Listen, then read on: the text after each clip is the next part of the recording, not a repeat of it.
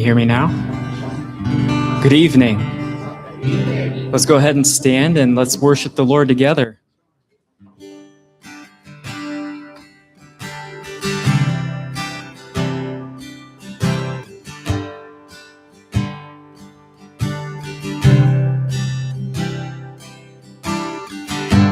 Oh Lord, I love you forever. For you have always been my friend. Yes, I will love you forever. And follow you until the end. You laid your life down on the altar, and you endured hostility.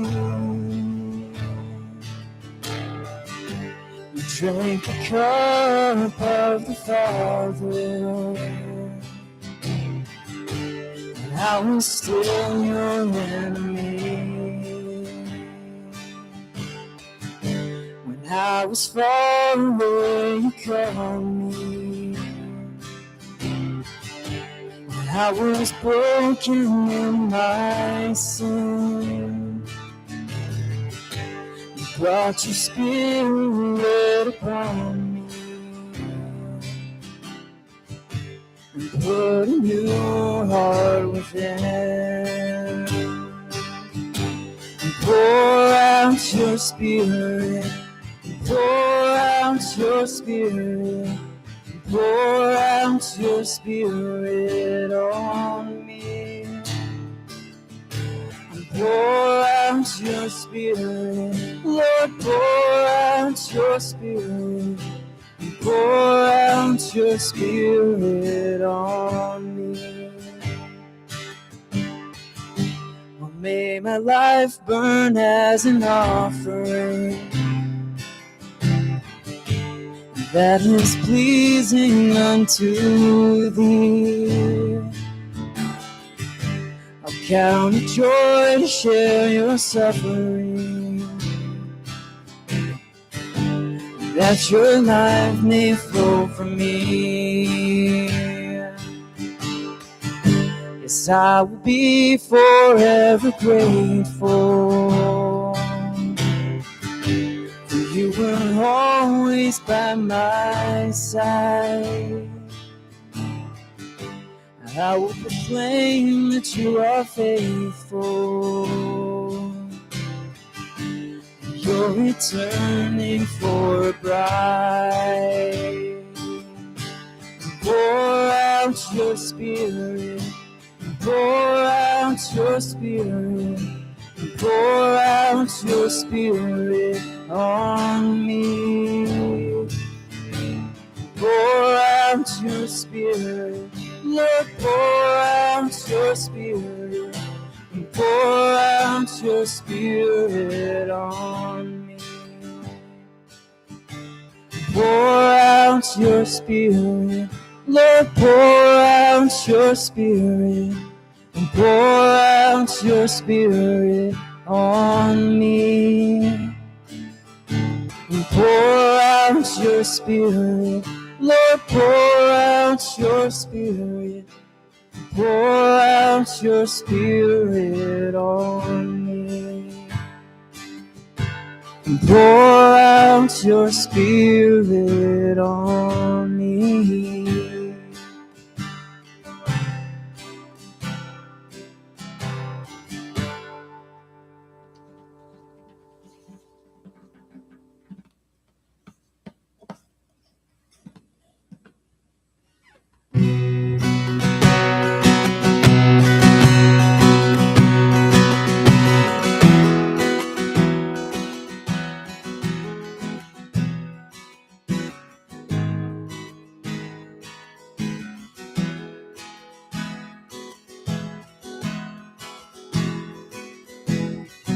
You hear me when I call. You are my morning song. Though darkness fills the night, it cannot hide the light. Whom shall I fear? You crush the enemy underneath my feet. You are my sword and shield, though troubles linger still. Whom shall I fear? I know who goes before me, I know who stands behind. The God of angel armies is always by my side. The one who reigns forever, he is a friend of mine. The God of angel armies is always by my side. My strength is in your name, for you alone can save. You will do the one who reigns forever. He is a friend of mine. The God of angel armies is always by my side. The God of angel armies is always by my side.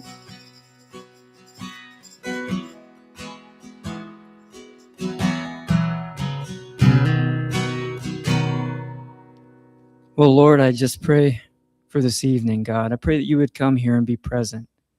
And I pray that you would just have your hand upon this whole thing tonight, Lord, and all the glory to you. In Jesus' name, amen. Wait, don't be seated. No, I'm kidding. Go ahead. Sit down.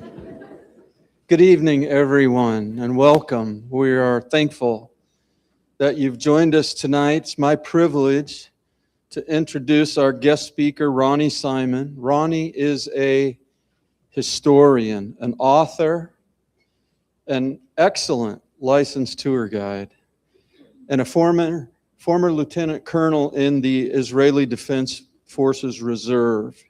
He's lived in Israel and spent decades studying its history, its geography, the people, and he brings a unique firsthand perspective that few of us really have the opportunity to hear. In a world where there's no shortage about opinions of Israel, tonight we have the privilege of hearing from someone who has actually lived there, someone that served there and devoted much of his life to helping people understand the history behind the events that are unfolding in our world today. His presentation this evening is entitled The Israeli-Palestinian Conflict. He's going to do it 8 sessions in three. He has to really compact a lot of things. So no talking. We got to get everything, moving along quickly and everything. But a lot of information. It promises to be informative and a thought-provoking presentation. We believe the nation of Israel occupies a unique place in God's redemptive plan. We believe that strongly. The scriptures repeatedly draw our attention to Jerusalem, to Israel, both in understanding the events of the past and in anticipating what the Bible says is going to take place in the future. While tonight's presentation is mostly historical in nature, that history provides a valuable context for the understanding of the Bible and the God who faithfully fulfills his promises. So it's important for us to understand not only what's happening in the world, but the historical and biblical context surrounding those events. So hopefully, I'm sure that tonight's presentation will help us better understand the land, the people, and the history that continues to shape one of the world's most significant reasons. So please join me in giving a warm welcome to Ronny Simon.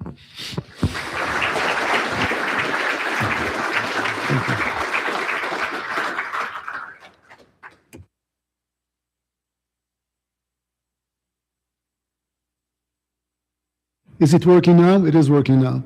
I know that you're there because I can vaguely see you. Those projectors are in my eyes, but as long as you're there, that's fine. Thank you all for coming up tonight. Thank you, Pastor Greg, for the opportunity to share a very loaded topic with you. I believe that most of you are friends of Israel, and most of you know about what's going on, but only what you hear from the media. Let's be honest, how many of you are going to do a real study about what happens in the Middle East so far away? You know that you can trust the media, you know that you can trust what you hear, but what is it that you can trust?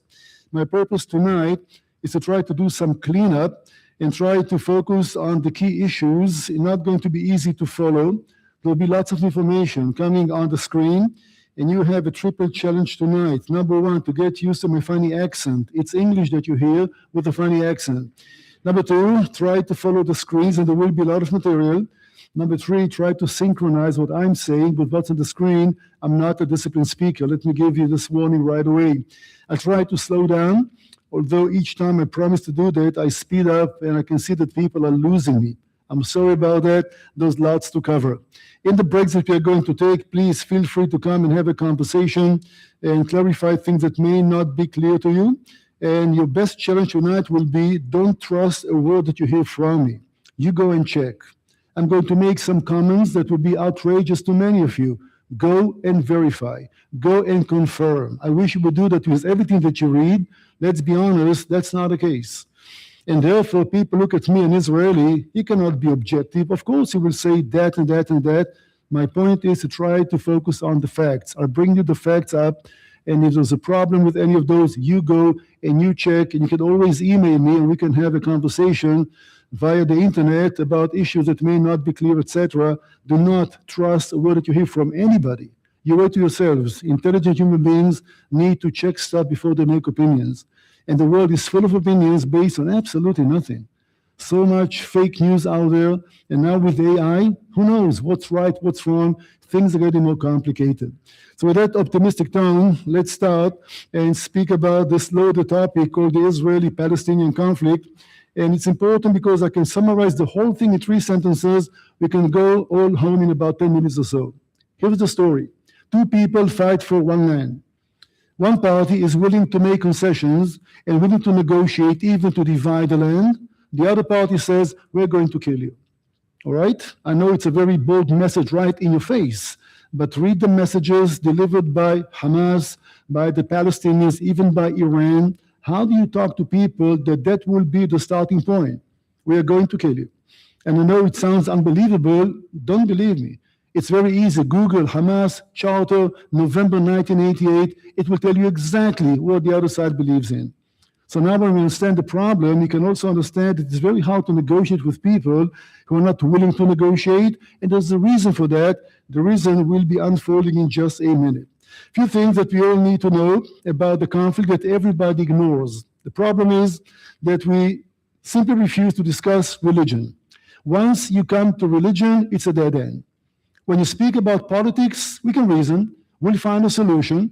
It will make sense. We are going to divide the land into 2. Once it comes to religion, that kills every negotiation because your God did not authorize you to make concessions or to negotiate on his behalf. So when the struggle and the conflict is on the religious level, you have very little hope that we can find a reasonable solution because it's not in the hands of men anymore, it's in the hands of the God. So how do we go further and try to make some concessions that we know seem possible? One thing that people need to understand, if you are a citizen, resident of Muslim countries, Islam, I'm not being anti-Muslim right now, I'm not being biased. It's in the Quran very clearly. Non-Muslims that live in Muslim countries have a certain category which is called a dhimmi. A dhimmi is a second-class citizen. A dhimmi is a servant. A dhimmi is almost a slave. A dhimmi doesn't have any rights. He's under the mercy of Islam. Think about people, religion, that live like that for 1,300 years, ever since Muhammad started the faith. And in their countries, Jews are living, and they treat them as garbage. And suddenly the Jews are victorious, and they're prosperous, and they build a country, and they defeat us in wars time after time. You do understand the problem. As a Muslim, you will never accept it. You will never tolerate it. Your job is to restore the greatness of Islam. It's an everlasting war. So think about this mindset. Think about those Muslims that suddenly have to deal with not only Jews that are equal, but Jews who are strong. People that know how to fight for themselves. People that are defeating Muslim armies over and over again. You do understand the problem. As long as we speak about religion, there is no solution to the problem.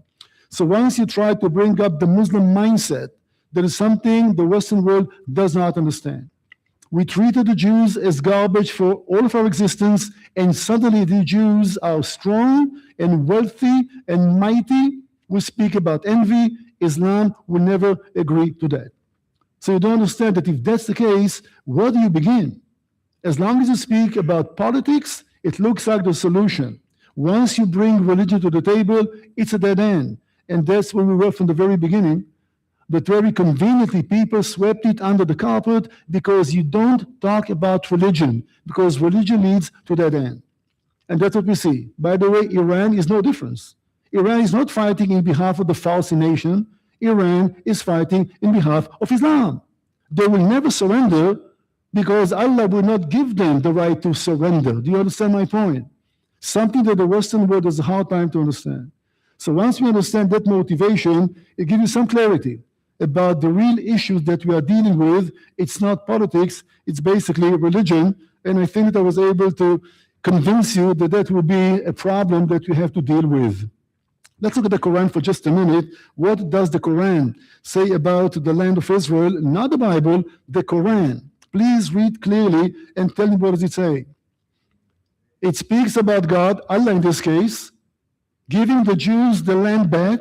They are going to regather, just like the prophets of the Old Testament speak about the regathering. The Quran also teaches that.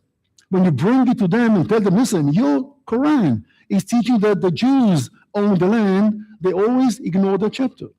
But since we speak about religion, it's in the Quran. So these are just two paragraphs that speak about who the land belongs to, not according to the Bible, according to the Muslim holy book, the Quran. If you don't understand, it's a little more complicated than everybody thinks, because you bring it to them and tell them, listen, the word of Allah. Say, oh, just a minute now, you misunderstand that. It means, no, it says it very clearly. No need to make any commentary. That's what the Quran teaches. So we need to understand what is it that we're up against, and we need to understand the nature of the problem. When we speak about the narrative, here's the narrative. Once upon a time, in a land called Palestine, happy people used to live. They lived in small villages. The mountains were covered with orchards. They were called the Palestinians. They had institutions. It was a happy nation. And suddenly, out of the blue, those savages came from overseas and conquered a land that was foreign to them and robbed the land and stole the land and massacred the locals to build the Jewish homeland. That's the narrative. And you hear that from everybody who is not supporting the state of existence. Can anybody seriously question the linkage of Jews and Israel? You know your Bible, but even if you don't believe that the Bible is the Word of God, think about archaeology.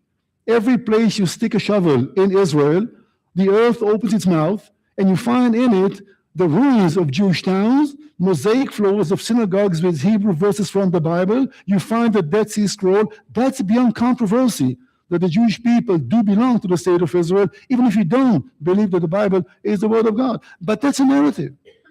So try to find it. Most people don't care about the facts. That's what I'm trying to do tonight, basically. There's a history. We need to zoom out for a minute in order to understand the bigger picture. We are in the days of the Ottoman Empire, 19th century. We speak about a turning point. You see the land Palestine, which is marked over there, a very small area, a province of the Ottoman Empire. Ottomans, the Turks, are in a major financial crisis and problem. You see the word Russia over there. Forgive me for elaborating, but it's important. Russia had one ambition, to try to go down to the Mediterranean Sea and to have hot water harbors. By the way, that's why Putin wants the Ukrainians until this very day. Few things don't change. And all of Europe is backing the Ottomans to stop the Russians. Now, Europe is a Christian continent. The Ottomans are Muslims fighting Christian Russia. You understand the complication here. During the 19th century, 5 major wars. The Ottomans are supported by the European Christian superpowers to stop the Russians, and they do it, but the Ottomans are exhausted. There was no money in the coffers. There was no manpower. They owe so much money to Britain and France and all the others, they can't pay back. So they decide to make a change in the whole philosophy of Islam to offer land in Palestine to anybody who is willing to invest in the land. Who will invest in Palestine? Well, Christian nations, obviously, it's a holy land. And churches are in ruins. From the days after the Crusaders were defeated by the Muslims, Christian countries are interested to come back to Palestine and redeem the holy places. Think about the Jews, for example. What an opportunity. For centuries upon centuries, Jews are in exile, waiting for God to regather the nation, buying land in Palestine impossible. Suddenly, the Ottomans need the money. If you have the money, you can purchase land in Palestine/Israel. That will lead to a major change. Because by Sharia law, by the Muslim law, if a Muslim offers a land to non-Muslim, you're facing death penalty. By the way, here in America, if a Muslim has property and he wants to sell the property and he says it to not the Muslims, by Sharia law, some of the official law in Muslim countries, you're facing a death penalty. And the Ottomans knew that, but the Sultan needed money. This was turning point number one, because what the Ottomans did was basically registering the land in Palestine. They confiscated all the land that was privately owned and offered it to the highest bidder. That never happened before. That will be turning point number one. The world is invited, Jews included, to Palestine to buy property. That was an opportunity. At the very same time, another event takes place, and that's the opening of Suez Canal, as I said, zooming out world history, okay? Suez Canal was opened in 1869. It's a water artery connecting the Mediterranean Sea on one side and the Indian Ocean on the other side. It's cutting the journey around Africa 4,000 miles shorter, which means every European nation would like to seize the canal, because there was a crazy race among Europeans to try to get colonies in India and Indonesia, and everybody is rushing to the east, and you have an advantage if you have the canal in your hands. As it happens sometimes, when this race is going on, Great Britain won the race. They purchased the canal shares from the Egyptians, and now the canal is in British hands. Now, for Great Britain, there was a problem, because if you want to protect the canal, you need to have some strategic depth, so to speak. And look at the map for just a minute. Here's the canal, here is Egypt, and there's Palestine. A place that nobody cared about for centuries. Suddenly, it's a strategic asset. Christian countries are coming back, and Great Britain wants to protect the canal, and the whole Sinai Peninsula is there, the green area, and Palestine is the gatekeeper. Palestine will be now the gateway to protect the Suez Canal. The Suez Canal will be the focal point of all European diplomacy. Today we speak about the Straits of Hormuz in Iran. It was the Suez Canal, still is the Suez Canal. 30% of the world commodities are going through the canal. So suddenly Palestine is an important place, because Palestine will be the gatekeeper for the Suez Canal. The Ottomans are willing to sell. It's going to change everything. That will be the turning point. I do want to show you a map from the days of the Ottomans, and you do see the region that some people call Palestine. I'll use the term just because of convenience. But you do look at the map over there, that's how the land was divided by the Ottoman Empire. Do you see the name Palestine anywhere on the map? Well, I'm asking you. Everyone speaks about Palestine all the time as a given thing, as if we all know what we're talking about. It's the most vague term geographically anywhere on the planet. Because the Ottomans divided the land a different way. There was the district of Beirut that will cover Galilee today, which is in Israel. District of Damascus will cover the Golan Heights and other places. District of Jerusalem. There was no place called Palestine. If there was no place called Palestine, how can you find Palestinians? You see my point? The whole idea that there was a nation that lived in a land called Palestine, that's fake. So the Ottomans never called the place Palestine. The Christian world called it the Holy Land. Who would use the term Palestine? Basically, nobody. If it wasn't for the conflict today, the name would have been forgotten, because Palestine was never a country independent on its own with clear borders. We speak about an idea. We speak about a name that was given to the land because of something that the Romans did 2,000 years ago. But the term Palestine is not very clear when we speak about the geography, boundaries. So you understand my point? Look at this map, for example. This will be the area, give or take, Sea of Galilee on top, Dead Sea. Where do you mark the lines of Palestine? Are we going to call Palestine the place over here, or it's not very clear. And therefore, to try to speak about Palestine as land with people who lived on the land and form a nation, that was not the case. I'm not being biased. You show me one document coming from the Ottoman Empire that speaks about Palestine, you won't find it. Because Palestine was not a country with clear borders, and therefore the people who lived in Palestine that did not exist were not Palestinians. You lived in the district of Beirut, you were Beirutin. Is there a nation called Beirutians? What's the name of the county that we are in right now? What's the county's name? Page? All right, you're not Paganians in your nationality, right? You happen to live in a province or a county called Page, which is in the state of Iowa, which is part of the US of A. It sounds semantics. It's not important. It's critical to understand. We speak about a national identity that people adopted century later that didn't exist, not in the 19th century. Let's have a word about the land of Israel. During the 19th century, where tens of thousands of visitors came to visit the land, mostly Christian pilgrims.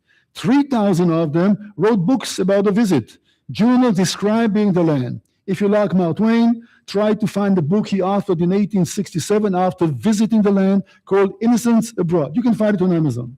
It gives you a description how the land looks like. They all tell the same story. Let's read together some of those. People that came to visit, they were not pro-Jewish and not anti-Palestinians. That's how the land used to look like.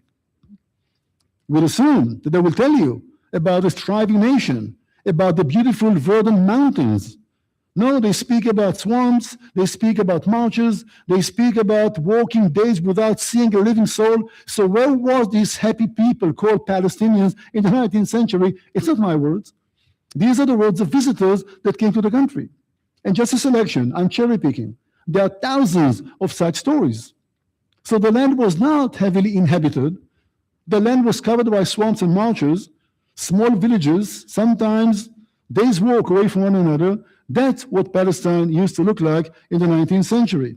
Let's, excuse me, speak about the population. Well, people who lived in the land, there was only one census conducted by the Ottoman authorities in 1880, about 125,000 people. That was it. 25% were Jews. And they lived in small villages, in some of the cities. There wasn't that much mingling. There were no institutions, no national identity. It was absolutely nothing that you can connect the people except for one thing. They spoke Arabic, and most likely they practiced the Muslim faith or the Christian faith. So that were the demographics in Palestine. Remember we said that the Ottomans registered the land? Well, registering the land also means that you offer the land to anybody who wants to buy. And a lot of wealthy Arab families from Lebanon, from Egypt, from Syria purchased a lot of land from the Ottomans. But there was nobody to farm the land. So in their distress, they had to bring over foreigners to cultivate the land they purchased. And these people came from all around the area. You know who these people are today? The Palestinians. We speak about workers brought over by the landlords because they wanted to make some money from the land they purchased from the Ottomans. There were not enough people in the land to cultivate the land. So you bring people over, and a century later, they have an identity, but if you talk to them, they're honest enough. They will tell you, my family is from Egypt, or from Afghanistan, or from Morocco.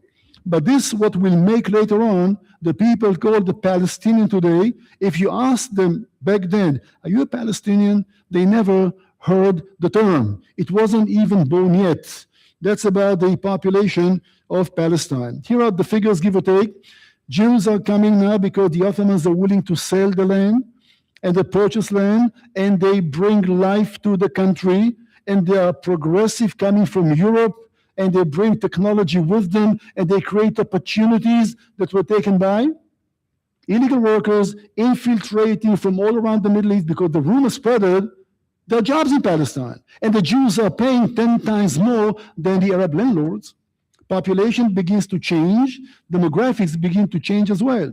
So now there is an attraction to go to Palestine because the Jews are bringing money with them. The Rothschild family is investing, other organizations are purchasing land. What land? The wasteland. The only land that the landlords are willing to offer was not the good land. They offer the swamps and the marshes, but these people who came as pioneers knew how to drain the swamps, how to drill for water, how to use fertilizers, how to bring a land that was desolate for centuries back to life. Some of you have been to Israel. 50 years ago, the country was a desert. Today, it's so beautiful and green. I'm proud to say we're number 3 in the world, in absolute numbers, not per capita, in fruits and vegetables. And this is coming from a desert country. That's how it started. So now Europe is in the very heart of the Levant, if you wish.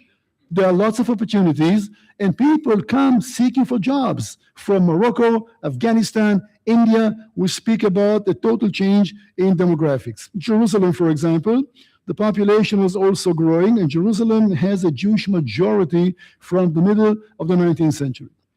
Obviously, when people come to the land of Jews, they come because of one reason. That's before the national issue was on the table. They come to live and to die in Jerusalem.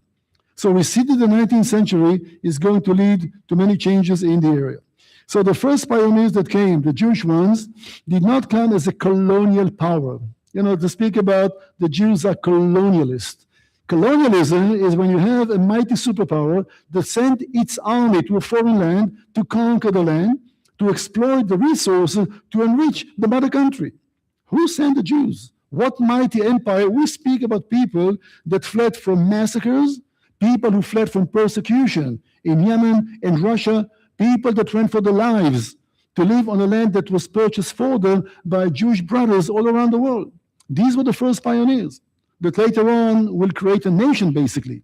So we don't speak about an army landing on the shores of Palestine and conquer this beautiful land from the poor local peasants. That's what colonialism basically is.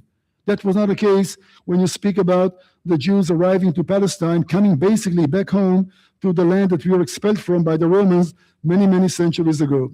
Arabs in Palestine, well, I just told you about the census that the Ottomans were conducting in 1880. That was the number of people in Palestine total. Well, it will make you think, okay, 19th century, we speak about a nation, where are the millions? Why that few people live in Palestine? Because the land could not sustain more population. The land was in total desolation. Somebody had to improve the land. Somebody has to develop the land. And that will create, the credit will go to the Jewish settlers and the Jewish pioneers, not to the locals. And we have to keep that in mind as well. So that will be, give or take, the idea. And you will see, 1880, that will be the number. Only 20 years later, 500,000 people. Is that simply by birth? No. The first Jewish pioneers also arrived in 1880. They brought money with them. People started infiltrating into the land. The population tripled. The population in Palestine was steady for nearly 300 years. And suddenly, in 20 years, it triples because of one reason only. There is hope, opportunities, demographics are changing now to have the majority of Arabs in the country simply coming to enjoy what the Jews were developing and Jews were preparing. I'm skipping just a little bit to give you another evidence. Please take a minute and read this one. I promise not to interrupt. Well, I won't keep my promise. But again, this is a handbook that was made by the British military authorities only 20 years later to try to explain the British personnel who is going to control Palestine after WW1, what is the nature of the land? Why didn't they say, well, in Palestine, people that live are the Palestinians?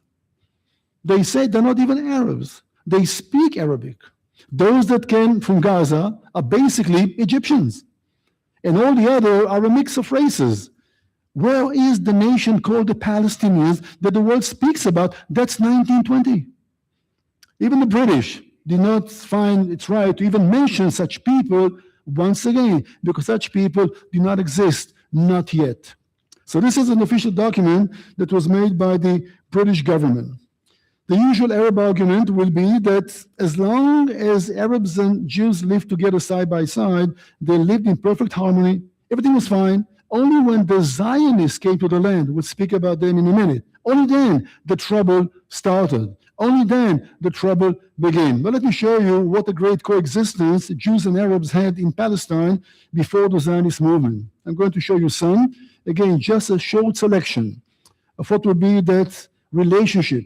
It was a relationship of masters and slaves, and not of people who live equally, enjoying the same rights. I don't have a lot of time to let you, but I'm sure you can finish that in about 20 seconds. Please read another evidence given to us how peaceful was the situation between the Jews and the Arabs in Palestine. Because that's the argument. Everything was fine. Before the Zionists came to Palestine, everything was fine. We lived together in perfect harmony. Well, nonsense. Only if you are ready to be our slaves, then we can coexist. And here's another one. So do understand that to hear that statement, that everything was great, was a great harmony before the Zionists came, that's absolute nonsense. And let's see if we can make some sense of this.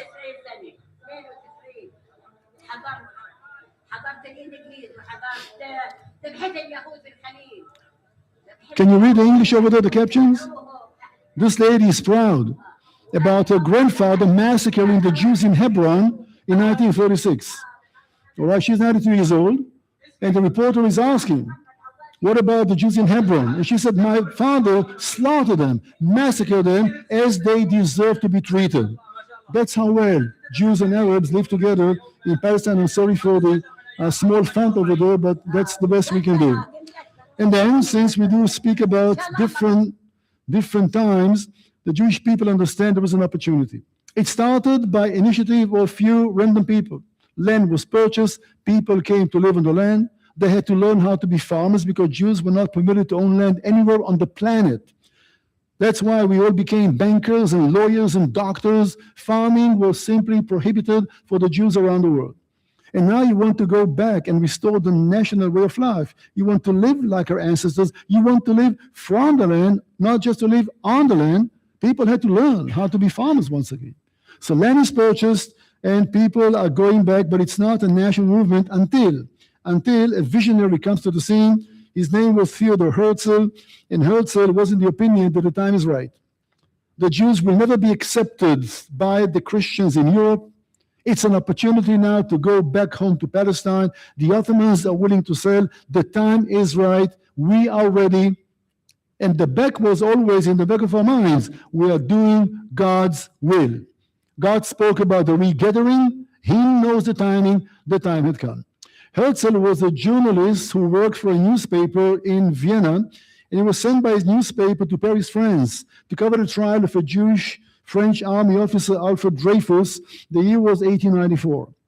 And to have a Jewish officer in the army, we speak about days of emancipation. Jews enjoyed equal rights in Western Europe. The fact that Jews can serve in the army can tell you that Jews were accepted to some extent by the local societies. But Dreyfus was accused for treason. He sold secrets to Germany, false accusations proven. And once it became known, a wave of anti-Semitism wrapped all around Europe. The Jews are traitors, cannot be trusted. And Herzl said, just a minute now. We were emancipated. We are part of the European society. They will never have us. Now it's an opportunity. Let's get together. Let's recruit the money. Let's buy land. Send people back home to Israel to restore the nation once again. And he sends letters to some Jewish leaders around the world. 69 of them get together to the city of Basel in Switzerland, the 28th of August, 1897, and they create a group that will be called the Zionist movement. Zionism, by definition, is a national, secular Jewish organization that aspires to do one thing only, and this is to bring the Jewish people back home and to celebrate the national way of life once again. It doesn't speak about anti-Arab. It doesn't speak about stealing from anybody. I challenge you to go and read the writings of the founding fathers, and you show me one place when they say, oh, we're going to steal the land illegally from those Arab farmers. No, on the contrary. We're going to bring a blessing to the region. Zionism, very simply, the right of the Jewish people to live a national way of life in the Asian homeland. And everybody says amen to that, or at least some will say amen to that. You don't have to be Jewish to be a Zionist. If you believe that God keeps his promises, if you believe that Jews are back in the country because it's part of God's plan, you're a Zionist. That's what it means. Today on social media, Zion Nazis and Zion this and Zion that, nonsense. That's Zionism. It brought blessing to the whole region. Nobody will admit that today, but that will be a fact. We're getting closer now to a very important event that will be WW1, We're making progress, and I promise to give you 10 minutes, all right? At 6 o'clock, we'll break for 10 minutes, we come back, and then we'll carry on. Are you still with me? Some of you just stare at me in shock and horror. I know, it's a lot. Told you, I warned you, okay? But are you able at least to follow some of the logic, some of the course of events? Okay. We'll speak about a major event. You'll see the reason in just a minute. Ottoman Empire is going to collapse. Ottoman Empire is going to crush. Palestine is going to face a different situation because the Ottomans are going to leave the area.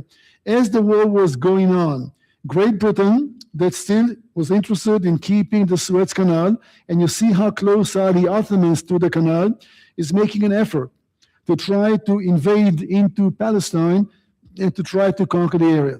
And since most of the British Army is invested in Western Europe on French soil, they need some allies in the region.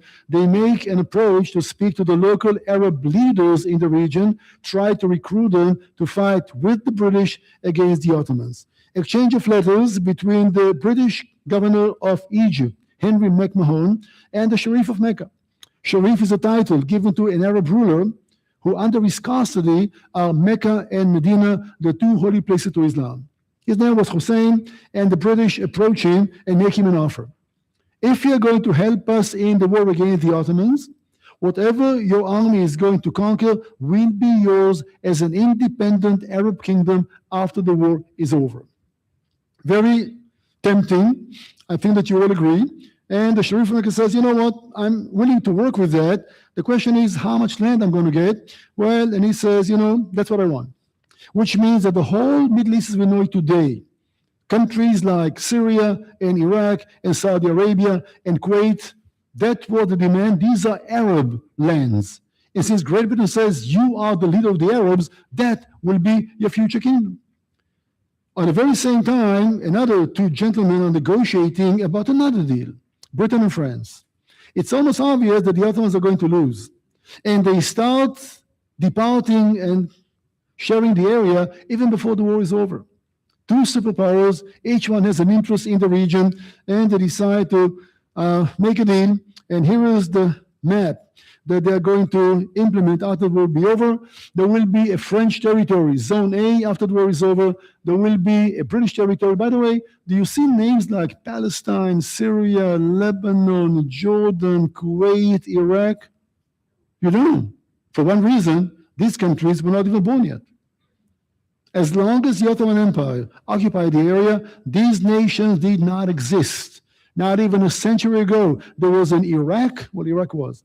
There was no Syria, there was no Lebanon, there was no Israel, no Saudi Arabia. All these will be the outcomes of the First World War. So those of you that thought that the Middle East is a hornet's nest since time immemorial, you're wrong. It's relatively a young conflict. It's something new. Only the aftermath of the First World War will produce all the confusion, and I have to be honest, because of British diplomacy. You're going to make a deal with the Arabs, a secret one. You're making a deal with France, a secret one. One doesn't know about the promise made to the other. The same land was offered twice. Once to the Arabs and one to French. You don't understand what will happen after the war is over. And Britain has to reveal its agreements. All hell is going to break loose.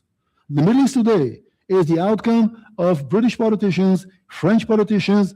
Woodrow Wilson was very kind of lightly involved in what happened over there, creating nations, countries for people that did not understand the concept, countries that never existed before the war was over, creating a mini Europe, if you wish, based on nations. The Arab world is not accustomed to nations. Ummat al-Islam is all the Arabs should live under one caliph. That was the goal of ISIS, to remind you. We want to create a caliphate. That's what the Muslims are seeking, the Arab Muslims. I need to take a sidetrack. Most of the Muslims around the world are not Arabs. Most of the Muslims are Indonesians, Iranians, Turks, Malaysians, Nigerians. They're not Arabs. Islam is a religion, not a nationality. Arab is not an ethnicity, and not a nationality, and not a religion. Arab is a culture, a language. You can be a Christian Arab, you can be a Muslim Arab. It sounds like nuance is not important. It's critical to understand those definitions. And therefore, the Middle East is about to take a shape that was given to it by the victors of the war without even checking with the locals. Are you interested to found a nation? Do you really want to be an Iraqi? What does it mean? If you had a chance to talk to somebody in Baghdad and ask him or her a question, sir, man, how do you define yourself? The answer will be, I'm an Arab, most likely Muslim, who lives in a province called Mesopotamia. And then you will challenge and say, aren't you an Iraqi? They never heard the term. They did not know they have a nationality. The concept didn't come yet to the Middle East. So the victors of the war tried to create a Middle East that will be like a model of Europe, creating nations to people that do not understand the concept of nationality. In the Middle East, from biblical days, people live in tribes, in clans. People are nomads. The clan on the next mountain is not my countryman, he's my bitter enemy. We fight for the same grazing grounds and the same water sources, and suddenly we are together, one nation. Says who? We'll say the victors of the war, Christians that made decisions for the Muslims, creating countries and creating nations that did not exist, without even asking the locals, are you interested to be a Syrian, an Iraqi, a Lebanese? You lost the war, we'll tell you what you are. In many ways, the problems that we have today are going back to the aftermath of WW1. Same time, to make things more complicated, why keep it simple? A promise is made also to the Jews. Great Britain delivers a document called the Balfour Declaration and says very clearly, His Majesty King George V will be in favor of creating a homeland for the Jewish people in Palestine. What is a homeland? A state, a province, maybe an autonomy, and not an independent state, doesn't say. How much of Palestine? I just told you Palestine is the most vague geographical term ever. It doesn't say that Palestine is the homeland, but a homeland in Palestine. Again, it sounds like nuances. No, that's the core issue. These are the misunderstandings. That's what people fight for. How do we understand one word, one letter in a given document? So the Balfour Declaration speaks clearly. The land of Palestine, whatever that is, will be given as a national home for the Jewish people without violating the rights of non-Jewish communities. Why couldn't they say Palestinians? They should have said the following, all right? His Majesty's government sees in favor the establishment of a Jewish homeland in Palestine without damaging the rights of the Palestinians. Sounds fair, right? It doesn't say that. It speaks about non-Jewish communities. Why? Because there were no Palestinians yet as a nation. I think that by now you understand the point. So now we have three promises given to different people in three different agreements, all secret. When the war will be over, that's where the problem will begin. Well, Palestine, for Balfour himself, the man who gave the declaration, the way that he saw Palestine, that was his Palestine, which means the western part of the River Jordan, that's today Israel, that's Jordan, but there was no such country, not yet. There will be in 1921. So for Balfour, that's what he called Palestine, and since he knew maybe a problem, read the quote here. The question will be later on, is all of Palestine a Jewish homeland? Yes, that was the promise made by the British. The question now, what is Palestine? And since the place never existed with clear borders, confusion. Another point of controversy. Who marks the borders of Palestine? What is Palestine? But it doesn't say the land we divided to the Jewish homeland and the Palestinian one. It only speaks about non-Jewish communities. It's meaningful. The war is over, and the whole world gets together to a peace conference in Paris. Woodrow Wilson on the right-hand side, Clemenceau, Daladier, and Lloyd George, the big four, are going to divide the world basically in the war, and they're shocked because Britain had to reveal its promises, and that leads to a lot of chaos in the Middle East. And we'll see the outcomes of that. Well, we need to understand one other thing. I'm taking a sidetrack. When you went to school, and many of you, that was many years ago, and they taught you about the First World War, it's always focusing on the interests of the empires. They speak about conquering lands. They speak about fighting about resources. One party won, one party lost. That's not how they teach the war in the Muslim countries. The way they teach war is that Christianity humiliated Islam. Ottoman Empire represented the Muslims. The Sultan was defeated, meaning Islam was defeated. They will never live in peace with such a statement. Islam is fighting to restore the greatness of Islam. That's what Iran tries to accomplish. That's what Turkey tries to accomplish. But we never speak about that. We speak about a war, somebody won, somebody lost. It's not how they see that. Revenge is coming. Why do these countries try to have nuclear weapons? They are commanded to do so. It's not even an option. So the defeat of the Ottoman Empire or the defeat of Islam, that's how they see that, not just an entity that simply crashed because of many reasons.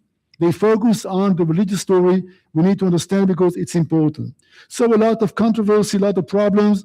Bottom line, here is the new Middle East, and all these countries did not exist before 1921-22. The Middle East was made by Christian politicians, British and French and Italians, creating countries and nations for the locals that were not interested, did not understand the whole idea behind it. And by the way, if you want those tribes to cooperate, and they have nothing in common, can you really establish a democracy? If you want to create a democracy to tribes, that's chaos. That's end of civil war. There's only one reason for them to cooperate: fear the regime. I'm only willing to stop fighting with the other tribe over there if the regime threatened me to put a bullet in my head. It had to be dictatorships. It could not be democracies, not a single democracy in the whole Middle East. Don't judge them. It was the only option. If you are going to create democracies to people that do not understand the system, they will not survive.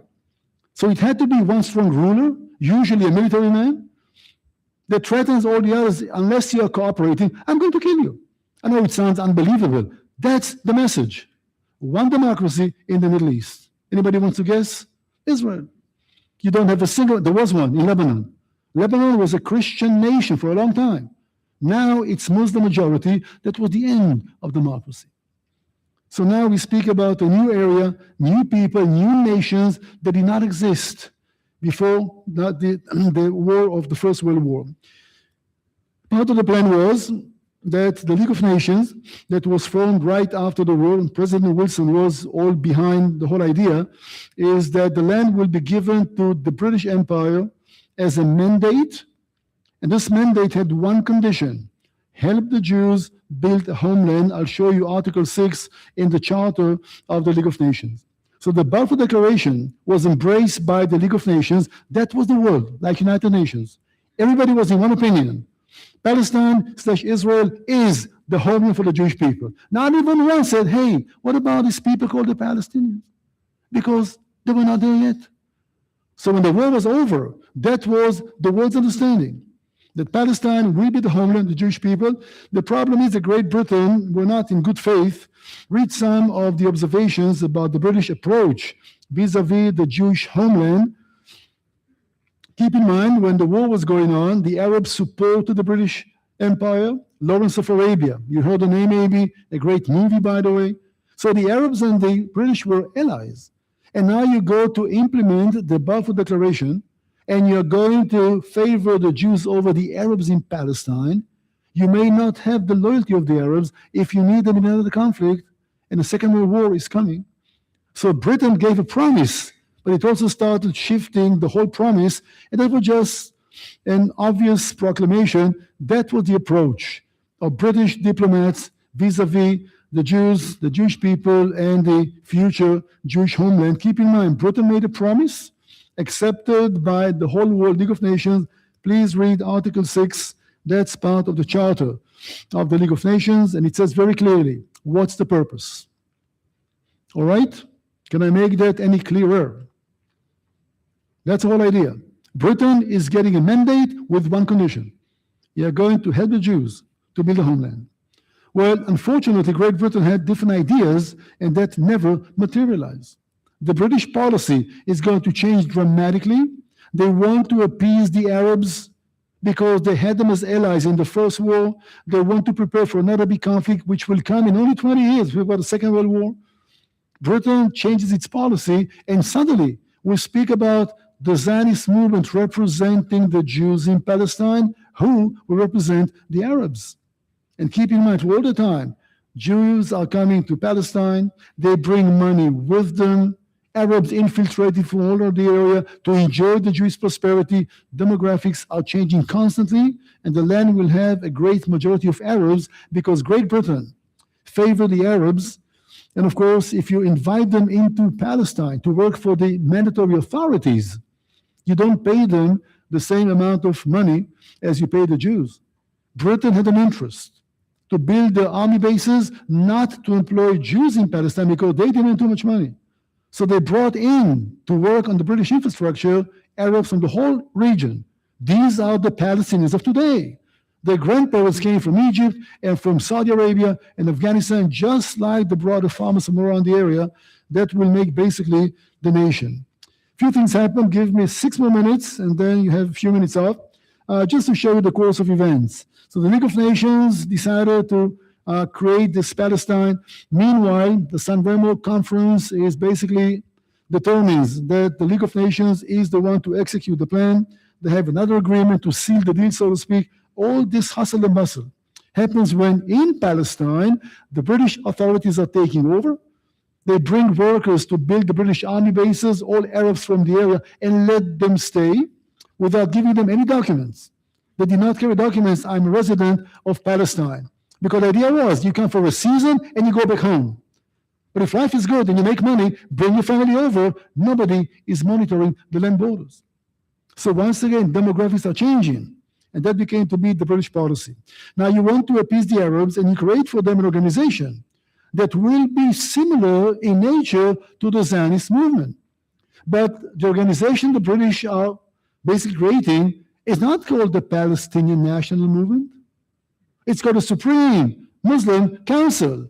Why? Because there were no Palestinians yet. And therefore, Great Britain is dealing with the Zionist organization with Jewish issues in Palestine, and they create the Supreme Muslim Council to deal with non-Jews in Palestine. But it's not a national movement, it's a religious one. It's important. It doesn't say the Palestinian National Movement, it's a Supreme Muslim Council. Great Britain made a commitment to have the Jews build a homeland. Now they're going to make it equal. It's not a Jewish. Arabs also have rights in this land. The numbers are in their favor. Sure, you bring all those thousands of workers, you let them stay, the numbers will be in their favor. And now we have two national movements who are going to deal about the future of the land. The Palestinian people as people were created by the British just to undermine the position of the Zionists and try to take back from the promise made in the Balfour Declaration. That will be now British policy through the whole days of the British mandate. But to make it a little worse, few other things happen. Remember the Sharif of Mecca, this gentleman that wanted the whole region? He had two sons. One was called Abdullah, one was called Faisal, and Faisal was promised to be the king of Syria. The problem is Syria was offered to France as well. And once Faisal conquers Syria and the French army comes to claim what was given to them, Faisal is defeated and he's bitter. He goes to Britain and says, listen, you promised me a kingdom. You know what they did? They created one for him, Iraq. Iraq was created to please a very upset Arab prince that lost the kingdom given to him by the Britain to the French, and to keep the Arabs content, Great Britain is creating a new country called Iraq. So now Faisal will be basically the king of Iraq, and the other son, Abdullah, is also very upset. Well, what the British do, and I'll bring that to conclusion in just a minute, I'm skipping this one with your permission, is Winston Churchill, the colonial secretary, is basically decides to create another country. He's taking the land called Palestine and divides it into two. On the western side will be Palestine that Balfour spoke about for the Jewish homeland, and 75% of the land are going to be given now to Abdullah because he demands a kingdom. The British promise him a kingdom. So Churchill is taking the land promised to the Jewish movement by the British, divides it into two.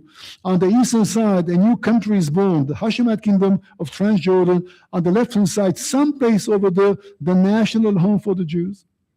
But 75% of the national home were taken by Churchill just to appease Prince Abdullah, not a fact that we need to keep in mind. And that will seal the deal, so to speak, and that will be the Middle East, with these two countries, which are basically sister countries in a way. But beside that, let me just go back, with your permission, this one. When Churchill wrote his statement of policy, they also made a reservation. There will be a Jewish immigration quota. How are you going to decide how many Jews you're going to allow in? The Balfour Declaration doesn't say that. The League of Nations doesn't say that. It doesn't speak about limiting Jewish immigration. It says the contrary. Encourage Jews to come. Who is going to decide? What will be the number of the Jews that the British will let into Palestine? Any guesses? The Supreme Muslim Council. We are going to ask permission from the Arabs. They will decide how many Jews are going to come to Palestine. Do you understand the absurd here? That's what starts, basically, the British mandate over Palestine. We'll take it from that point, with your permission, when you come back from the break. We start on time, all right? So 6:10, if you please be seated, we can carry on with this extremely complicated story. Thank you. You just look at me with horror and shock, and what was that all about? Well, that's history. Thank you. Okay, we'll take about a 10-minute break. There is food in that back room, and so please partake of it. There's a table in the back. Ronnie's got his books back there and some videos and things of that nature, and you're welcome to take a look at that. There's no option for a credit card, so if you want something there, just write your name down. You can send the money back to the church if you don't have it, and we'll make sure he's taken care of. But write it down so we know what you got. All right, let's take 10 minutes and we'll be back.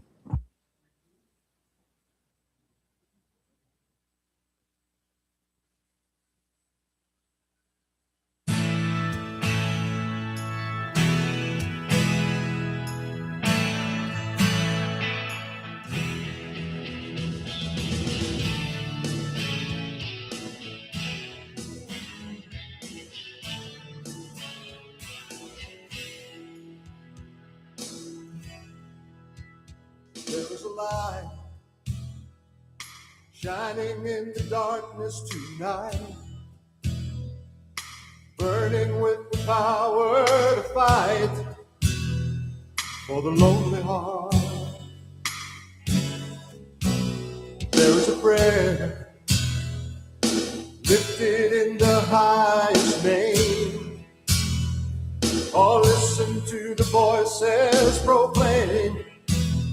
It is breaking every prison and chain, and they will not remain.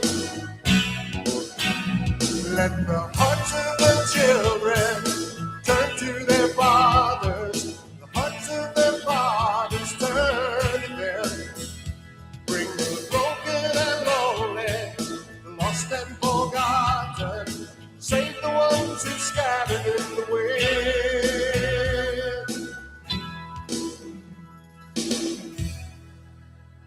There is a song sung by the original voice, making all creation rejoice for the lonely heart. There is a word calling every wanderer home, bidding them to turn and to come. Oh, come and find a love of their own, for they are not known. Let the hearts of the children turn to their fathers. The hearts of their fathers turn to them. Bring the broken and lonely, lost and forgotten. Save the ones who scattered in the wind.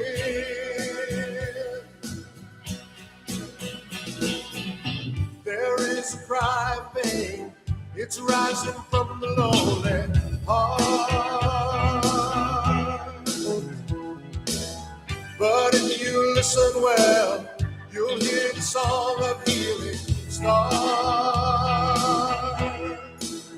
Oh, it's flowing down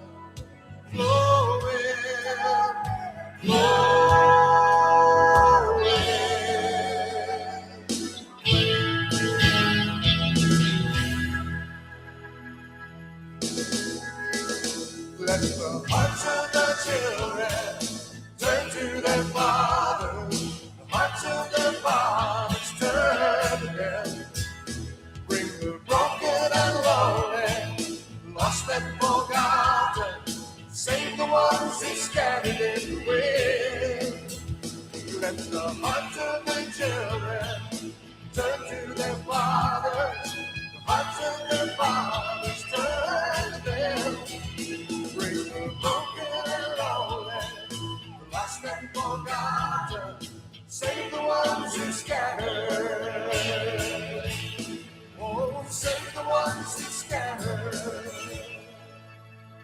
in the wind.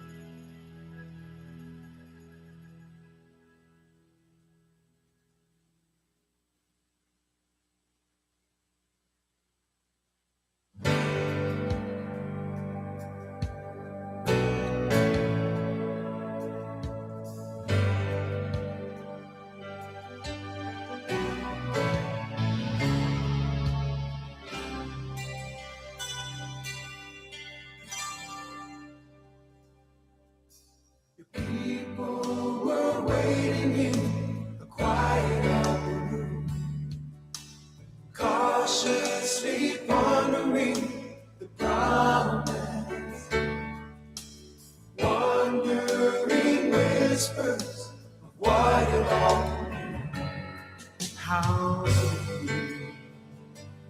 he's not with us anymore. Then the strange swirling sound came rushing through the door. Let the wind and the fire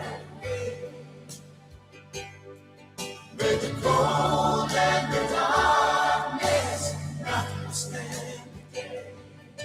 Like a sail hanging from the mast, waiting for the seas. Your church, like an unfurled banner, hoping for the breeze. Your people are waiting on the noises in the street, back roads, the towns of the heartland, carefully watching for the signs of your return. Oh,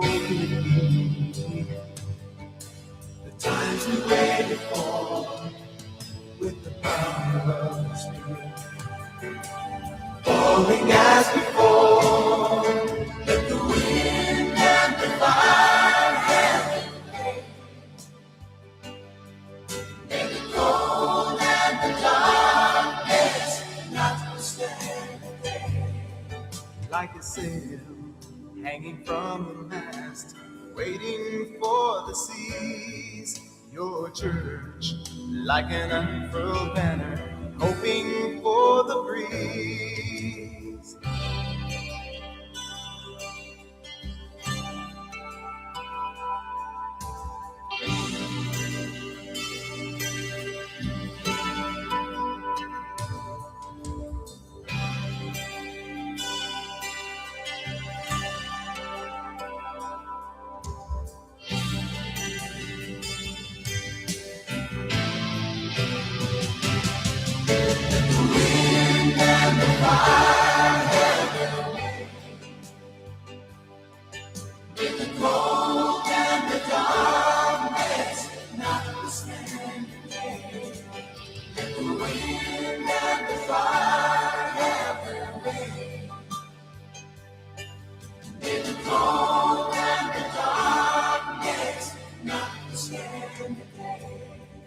Like a sail hanging from the mast, waiting for the seas. Your church, like an unfurled banner, hoping for the breeze.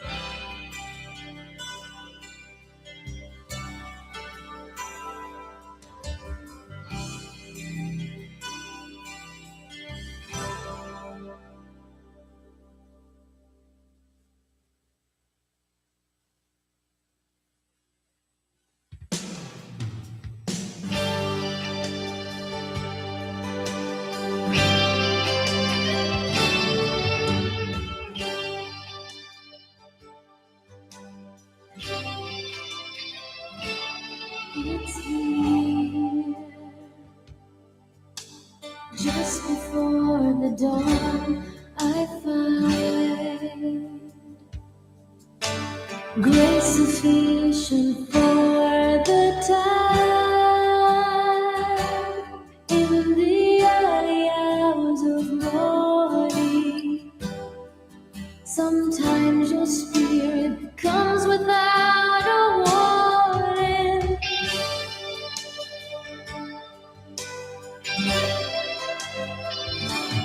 It's here, searching in your word I found, like manna fresh upon the ground. In the early hours of morning, I find the strength and more for what the day brings.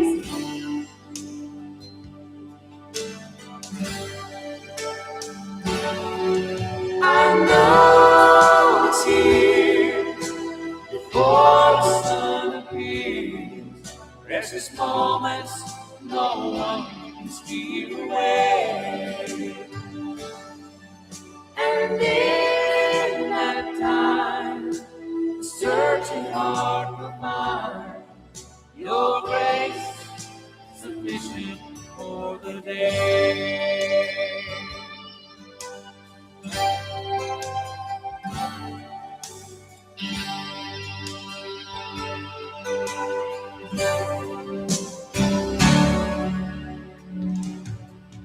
It's here, waiting for you now. I feel your presence simply more than real. In the early hours of morning, with power to stand up to whatever the storm brings.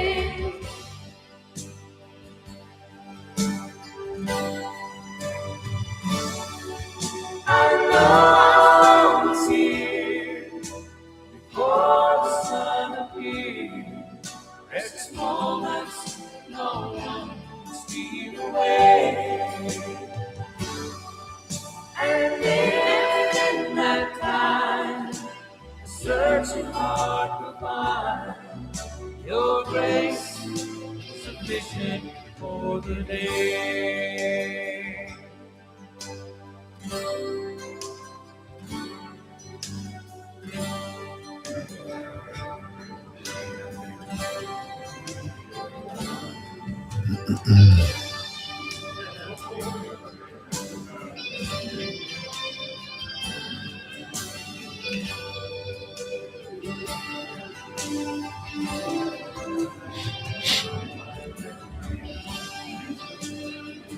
I understand that you can bring the food down to the sanctuary. I have permission to do that.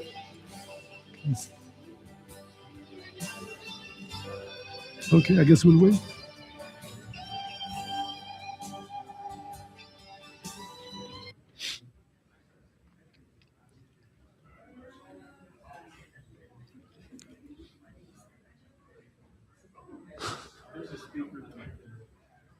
I'm sorry. Okay. Let the people eat. It's okay. Guys, I understand you can bring the food down to the sanctuary. You can chew and swallow here. Please, no pressure. Don't feel like you have to. And bring me a sandwich as well. No, just kidding. Okay, we'll give you another 30 seconds. We are generous. It's Sunday night.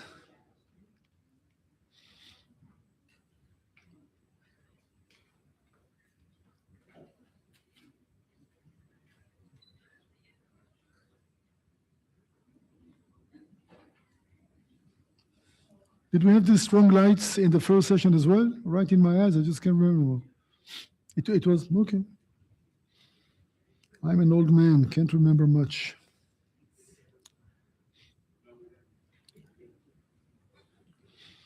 Oh, that's better, thank you.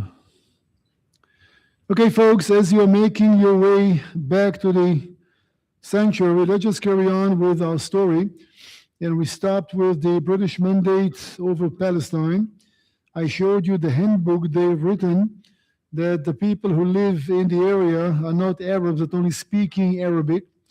We also spoke about the infiltration of many foreigners into Palestine to enjoy the prosperity of the Jewish money that was brought all around the world to invest in Palestine.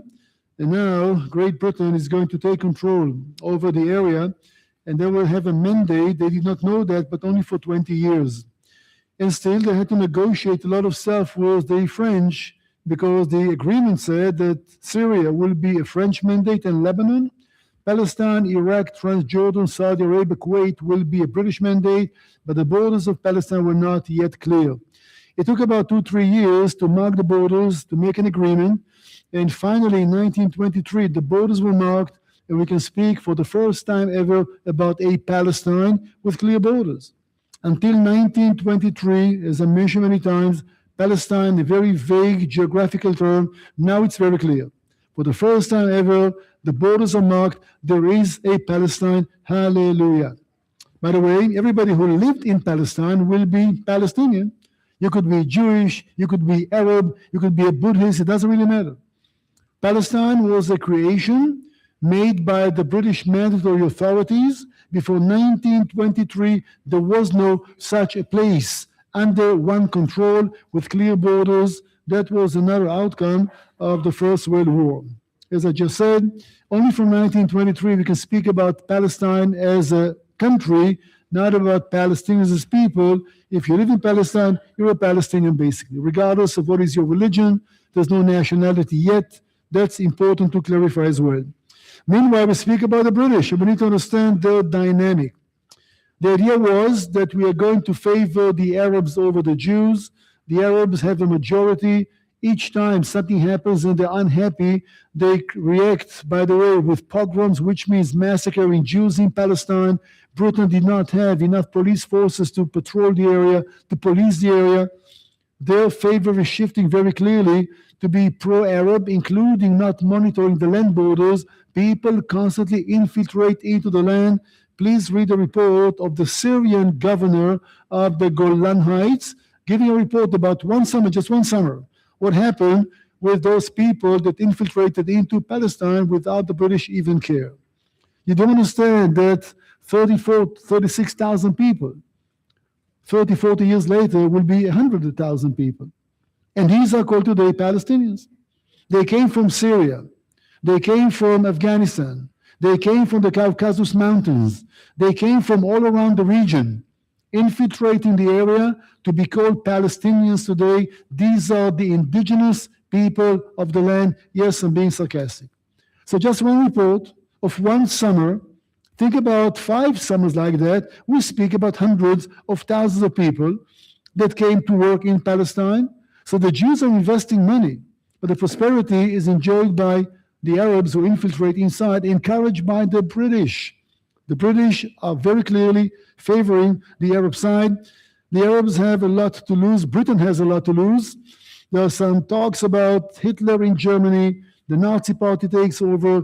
Germany is rising in power. Another war is around the corner. Britain needs allies. And who was the ally of the First World War? The Arabs, to remind you. So things are changing basically, and things are getting even worse as a result of that. And the excuse was always that we cannot let more Jews come in because the land is limited. There's not enough room. And if Jews are going to come, they will take necessarily the jobs of the Arabs. That was the official excuse while limiting Jewish immigration. And read the report given by a delegation of American senators who were sent over to see, because the League of Nations is still holding Britain accountable. We gave you a mandate to help the Jews. How come you're helping the Arabs? How come you don't keep the promise that the world gave to the Jews? So an inquiring committee goes over, read the report. So to speak about not having enough land, that's absolute nonsense. We speak about a deliberate policy, and that's going to change everything. But the Arabs are still unhappy. Jews are coming, and they're going to revolt against the British. There was a wave of violence, the disturbances of 1936 to 1939. We speak about heavy fightings are taking place between the Arab militias, most of which are not locals. They came from Syria, they came from Lebanon, armed by Nazi Germany, who has an interest to create havoc in Palestine. So we do speak about changes not only demographics, but also in the British mindset. And since something had to be done, and back in Britain, they understand that this is wrong. We got a mandate to help the Jews. How come the mandatory authorities are basically contradicting the empire's policy and they do something against the will of the British Empire? They send a committee to see what can be done, and this committee will be led by a lord by the name of Arthur Peel, and the Peel Commission is going to try to find a solution to the growing problem in the area. For the first time ever, there was a new mindset, a new idea, partition. Let's take this little land called Palestine, that most of it was taken away to create the Hashemite kingdom of Transjordan, and divide it into two countries. One for the Jews, excuse me, and one for the Arabs. We're going to dedicate some room for Jerusalem over there that will be an international area. Since we offer statehood to the two groups now, that will have to lead to some kind of peace. They will take the plan. Guess what? The Jewish side is accepting it as bad as it was. Because we speak about, for the first time ever, the issue of a Jewish state is on the table. Not just a homeland for the Jews, a Jewish state. The Arabs completely reject it. The land is Arab, the land is Muslim, Jews have no rights in this land, and therefore the plan was totally turned down. But the mindset is there. Partition may be the only possible solution that will end the conflict peacefully. That was the contribution of the Peel Commission. And again, the mindset is there, although the plan itself did not really materialize. And these are some of the observations. I'm skipping this one with your permission, and take a minute if you can read what is highlighted in yellow over there. That's an official commission sent by the British government to check what the mandatory authorities are doing in Palestine, because they contradict official British policy. So you do understand that there is a problem here. And as Peel said himself, the national home cannot be half national. But you do see the staggering difference between the Jewish areas or the Arab areas. It cannot be one country. The differences are too vast. It will have to be indeed two different entities, totally rejected by the Arabs, accepted by the Jews. But again, this was not good enough. And here is another observation of the Peel Commission. The claim was always the Jews are buying all the good land. Well, do read what it says down here. That's not my words. That's the official inquiry committee of the British Empire. So the land the Jews purchased was the wasteland. They made it so green and so beautiful to be taken by foreigners, by others. The Jews did not buy the good land because nobody will sell the good land to the Jews, only the wasteland. That was the impression that Great Britain had of this commission. But again, the suggestion or the offer was turned down. Meanwhile, the British issue another statement of policy. It's called the White Paper. It's 1939. The war is about to begin. It's going to be long, going to be brutal. And no country in the world is willing to take Jewish refugees from Europe. We speak about 6 million Jews that will perish when there was still a chance to flee and find shelter. No country in the world, not even the US of A, was willing to offer shelter to Jewish refugees. There was a certain special conference convened in Amiens in France, and the whole world was there to help. Eventually, nobody was willing to take Jewish refugees. Coming to Palestine, impossible. The British won't let it happen. And therefore, some of the blood of 6 million Jews who perished in the Holocaust is on the hands of Great Britain. They did not mean that, obviously. The only place to go to, a safe place, was Palestine.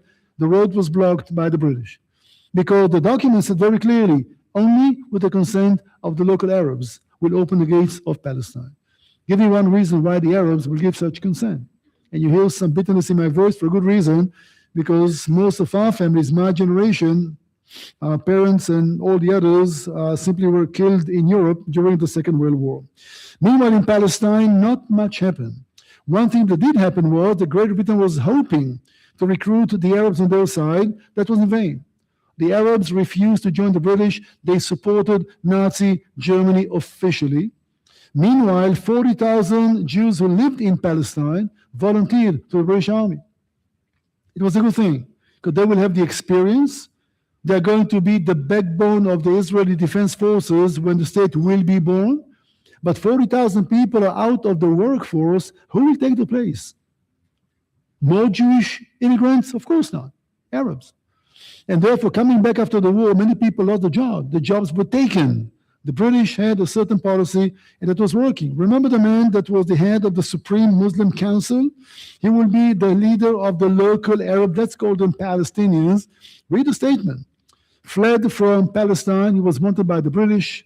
Found shelter in Berlin and Rome. Broadcasting on German radio almost every day. That's the idea. All right? So we speak about an individual who is going to lead the Arab Palestinians in Palestine until basically he died in 1974 in Egypt. But you do understand, it was not about cooperation, not about divide the land, not about coexistence. It's very clear what was the goal of the Arabs in Palestine. Keep in mind, most of them were newcomers. Most of them were not born in Palestine. They came in from other countries to make later on the Palestinian people. Well, after the war was over, Great Britain won the war but lost the empire. Britain is exhausted. There are no resources.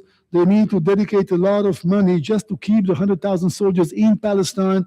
Great Britain wants to leave. The empire is shrinking. At the same time, they're leaving India. They're leaving Ceylon or Sri Lanka. They want to leave Palestine as well.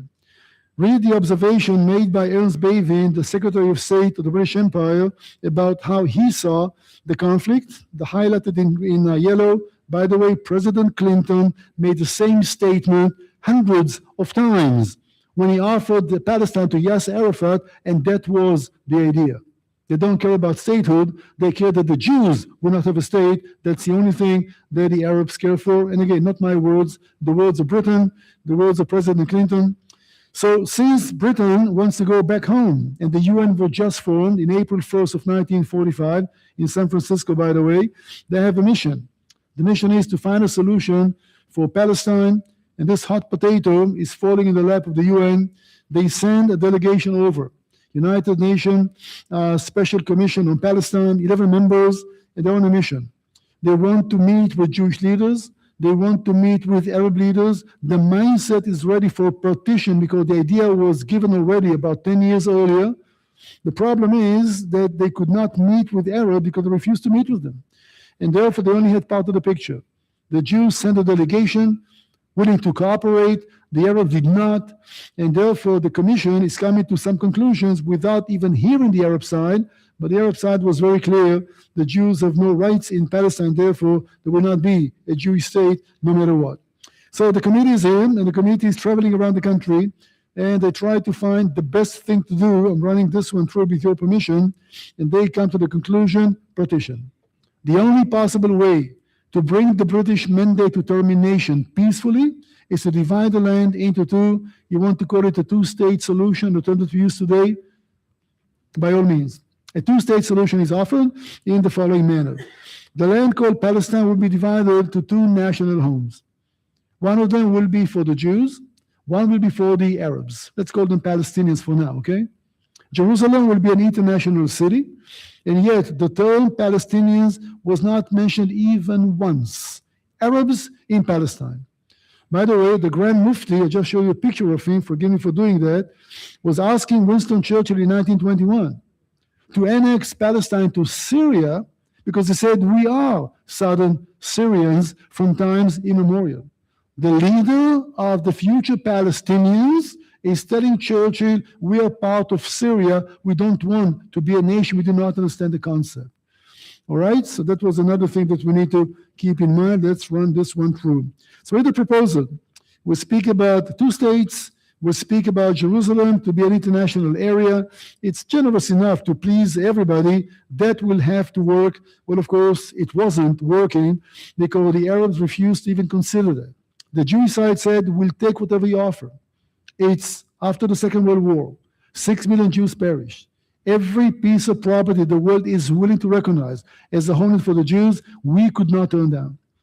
And therefore, the mindset was there. There was no will.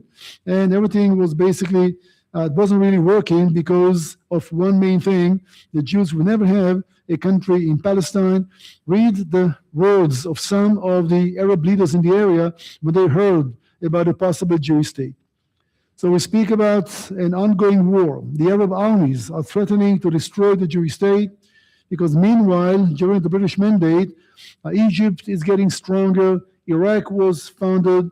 Syria got its independence in 1946, Jordan in 1943, Lebanon 1946. We do have Arab countries around Palestine, and Palestine is now going to be divided into two. That's a response of the Arab world. Not my words. They're going to have a full-scale attack into the territory of the Jewish state that is not even born yet, but will be born as a result of a proclamation that was made in the UN. Read the statement of the Prime Minister, General of the Arab League. That was the idea. We don't speak about the local Arab, we speak about the Arab countries in the area. How is that your business? Why is that your problem? Is the Jewish state going to threaten your territory? No. It only speaks about the right of the Jews to have a land as the League of Nations mandated only 20 years earlier. Now, the Arab countries say loud and clear, this will not happen. Great Britain is leaving, and we have to bring that to conclusion. What will be the situation in Palestine? Well, you do see the numbers, give or take. You have to say that all the Jews that came to the country came with permits, came by sea. Most of the non-Jews were infiltrating through the borders. It changed the demographics completely.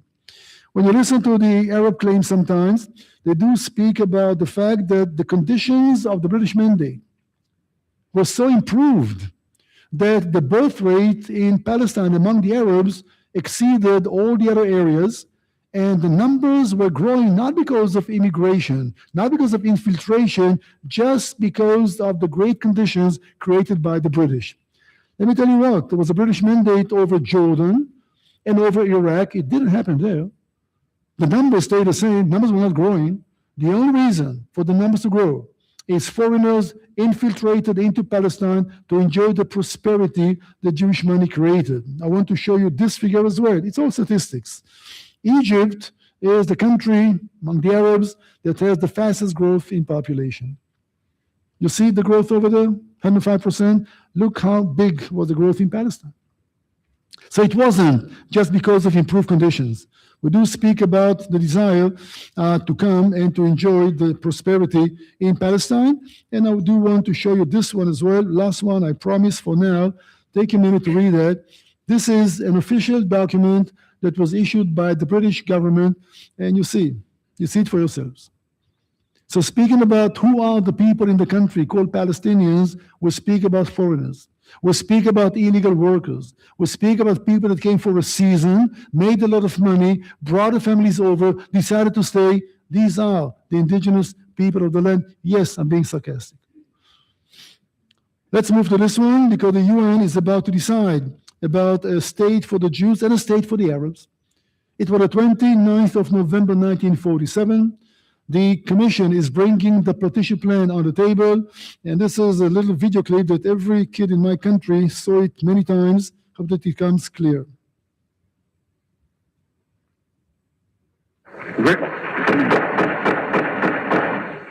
Egypt, no.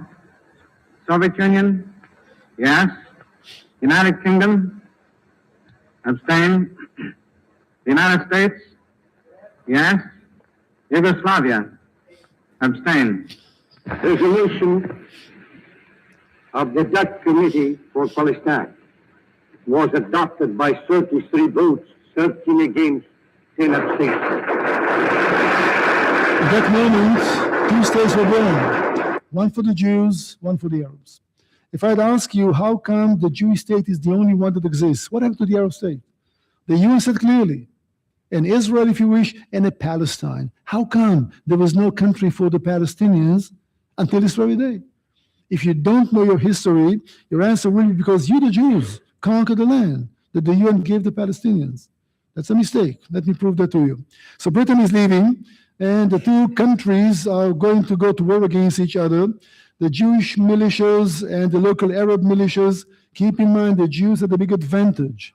40,000 Jews volunteered to the British Army during the war. They had a lot of combat experience. The motivation was sky high. We speak about national institutions. We speak about decent training. While on the Arab side, we speak about militias that had absolutely nothing in common. No leadership, no national vision. Why are you going to fight for a nation that you do not understand the concept of nationality? And therefore, the Jews are outnumbered, maybe, but we speak about a great advantage, a chance for the first time in 2,000 years. If we're missing this one, we may have to wait another 2,000 years to have a country once again. Read the frustration of one of the Arab leaders, quoted at the same time, about the motivation of the Palestinian nation. You don't understand the problem. If people do not understand the concept of a nation, they're not going to give their lives for a nation they do not believe in. And still, nobody speaks about Palestinians or Palestine. So we need to answer the question, how come there is just a Jewish state, another Palestinian one? The British Army is leaving. David Ben-Gurion, first Prime Minister, is proclaiming the state of Israel Friday afternoon, May 14, 1948. זוהי זכותו הטבעית של העם היהודי That's a national right of the Jewish להיות people ככל עם ועם to be like all the other nations of the world, ברשות עצמו במדינתו to be הריבונית. independent in its ancient territory, ancient land. יפתח לרווחה את שערי המולדת לכל יהודי. Will open the gates of the country to every Jew around the להעניק world. לעם היהודי מעמד של אומה שוות זכויות. To give the Jewish people a safe place to go to. לפיכך נתכנסנו, אנו חברי מועצת העם, נציגי היישוב העברי. Well, we don't have a constitution. What Mr. Bergen is reading will be the Proclamation of Independence, which has the same value, not the legal status, but the same value as the Constitution. The Jewish state is born. And guess what happens? While he's reading the proclamation, the Egyptian Air Force is bombing the building. So the war begins basically, and 7 Arab armies are infiltrating, invading Israel's territory. A nation that was hardly born has to fight for its existence. And after a brutal war that lasted about a year and a half, here are the new borders of the area. Here is the Jewish state, state of Israel. Question is, what happened to the Arab state? Well, what happened was the following. As the Arab armies came to help the Palestinians in the war against Israel, after the war was over, most of the land that was allocated by the UN to the Palestinian state was occupied by the Arab armies. The place called the West Bank, which is over here, was basically invaded by the army of Jordan, King Abdullah.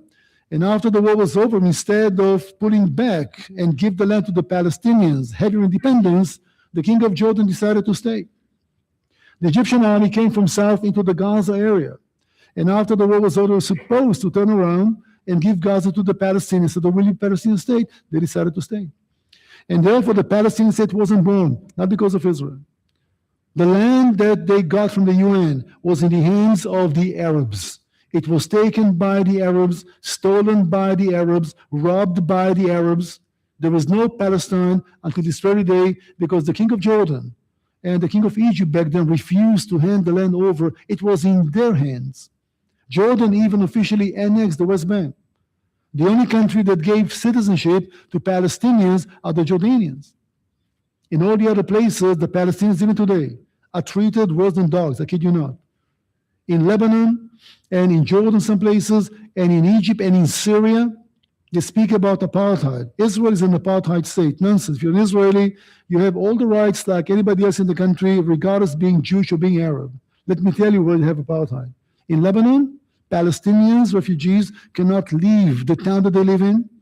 They have zero rights. They cannot vote. They cannot be elected. They cannot get higher education. They can do nothing. That's apartheid. Not in Israel. In Lebanon, in the Arab countries, their own brothers and sisters that were supposed to help them. That's where you find apartheid. And this is important to know. And every war produces a very sad and tragical consequence, which will be the refugees. We speak about many of those that fled, Palestinians, Arab, fled during the war from places taken by Israel. But again, you have one voice, just one voice, who is honest enough, because the accusation is that the Jews expelled about 700,000 Palestinians. That's what they call the Nakba, means the disaster, loaded them on trucks, massacring them, and sent them to exile Well, please read the words of the Prime Minister of Syria, and he will tell you exactly who led to the refugee problem.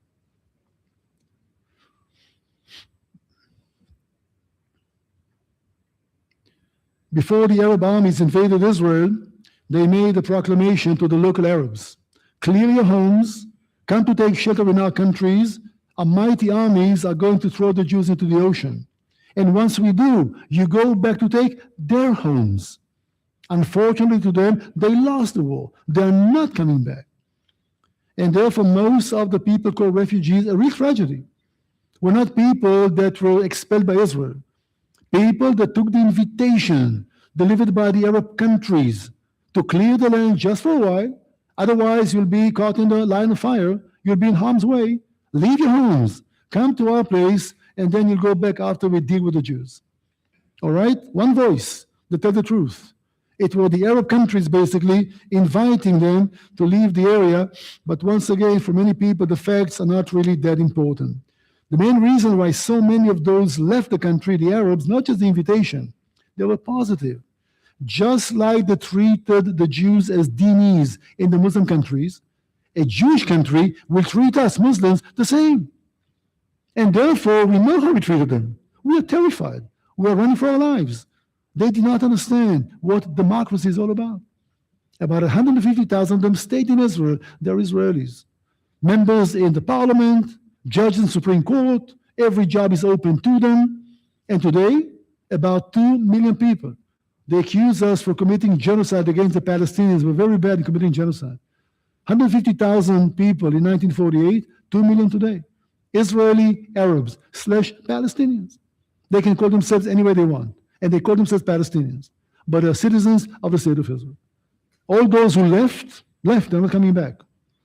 So we're going to speak about this tragedy of refugees. And look at the statement made by the Arab League. All right? Instead of helping the brothers and sisters, as it happened to every refugee around the world, that's the outcome. And therefore, we speak about the real tragedy. Israel is maybe partially blamed for that, but not the only party.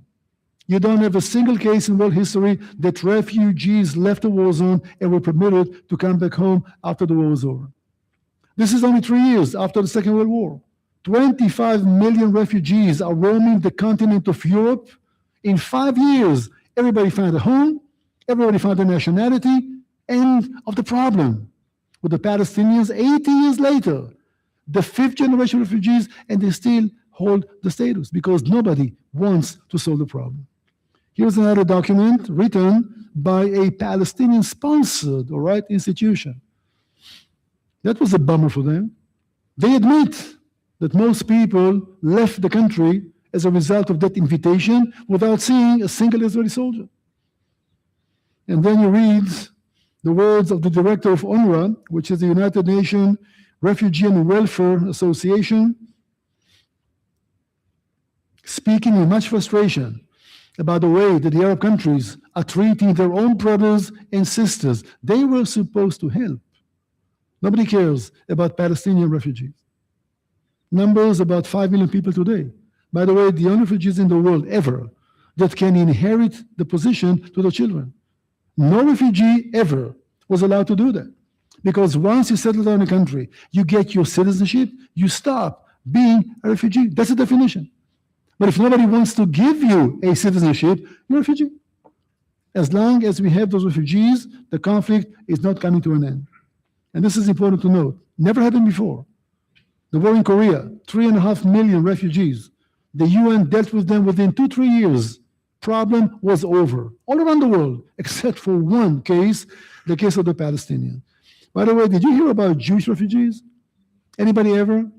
You say refugees has to be Arabs in the Middle East. Well, lo and behold, there were Jewish refugees as well. Read this. Once the Arab world understood that there will be a Jewish state, the Jews who lived in Arab countries are in danger. There was a Jewish community in Iraq as old as the days of Ezra and Nehemiah, long before Islam was even born. They had to leave, running for their lives, because the property was robbed, the lives were threatened. Every country in the region, Jews had to leave the area. That's ethnic cleansing. Was anybody ever speaking about the Jewish refugees? Never. Because these guys are not refugees, they came back home. They're Israelis. That's Israeli society. Brothers and sisters, they're not refugees anymore. But read the numbers over there. Places like Iraq and Morocco and Egypt, today almost nobody lives in those countries anymore. And they accuse us for ethnic cleansing. That's ethnic cleansing. 1 million people. Well, we speak about Jews that are coming back home, and again, the state of Israel is about to exist. No Palestine. Their land was taken by the Jordanians and by the Egyptians. Please read this one, because we need to answer the question, well, who are Palestinians? Well, listen to their definition. We speak about Arab leaders still bothering with the question, what is Palestine and who are Palestinians? You know the name Yasser Arafat, right? You know the name Hussein of Jordan. We speak about Arab leaders, still confused. In the early 60s, what is Palestine? Who are the Palestinians? Read this one. We speak about prominent Arab leaders. Each one has an opinion. The president of Syria thought that it's well known that Palestine is southern Syria. So who are the Palestinians? Great question. We can't really answer that because until 1964, there were no such people with a clear definition, clear leadership, or a national identity or agenda.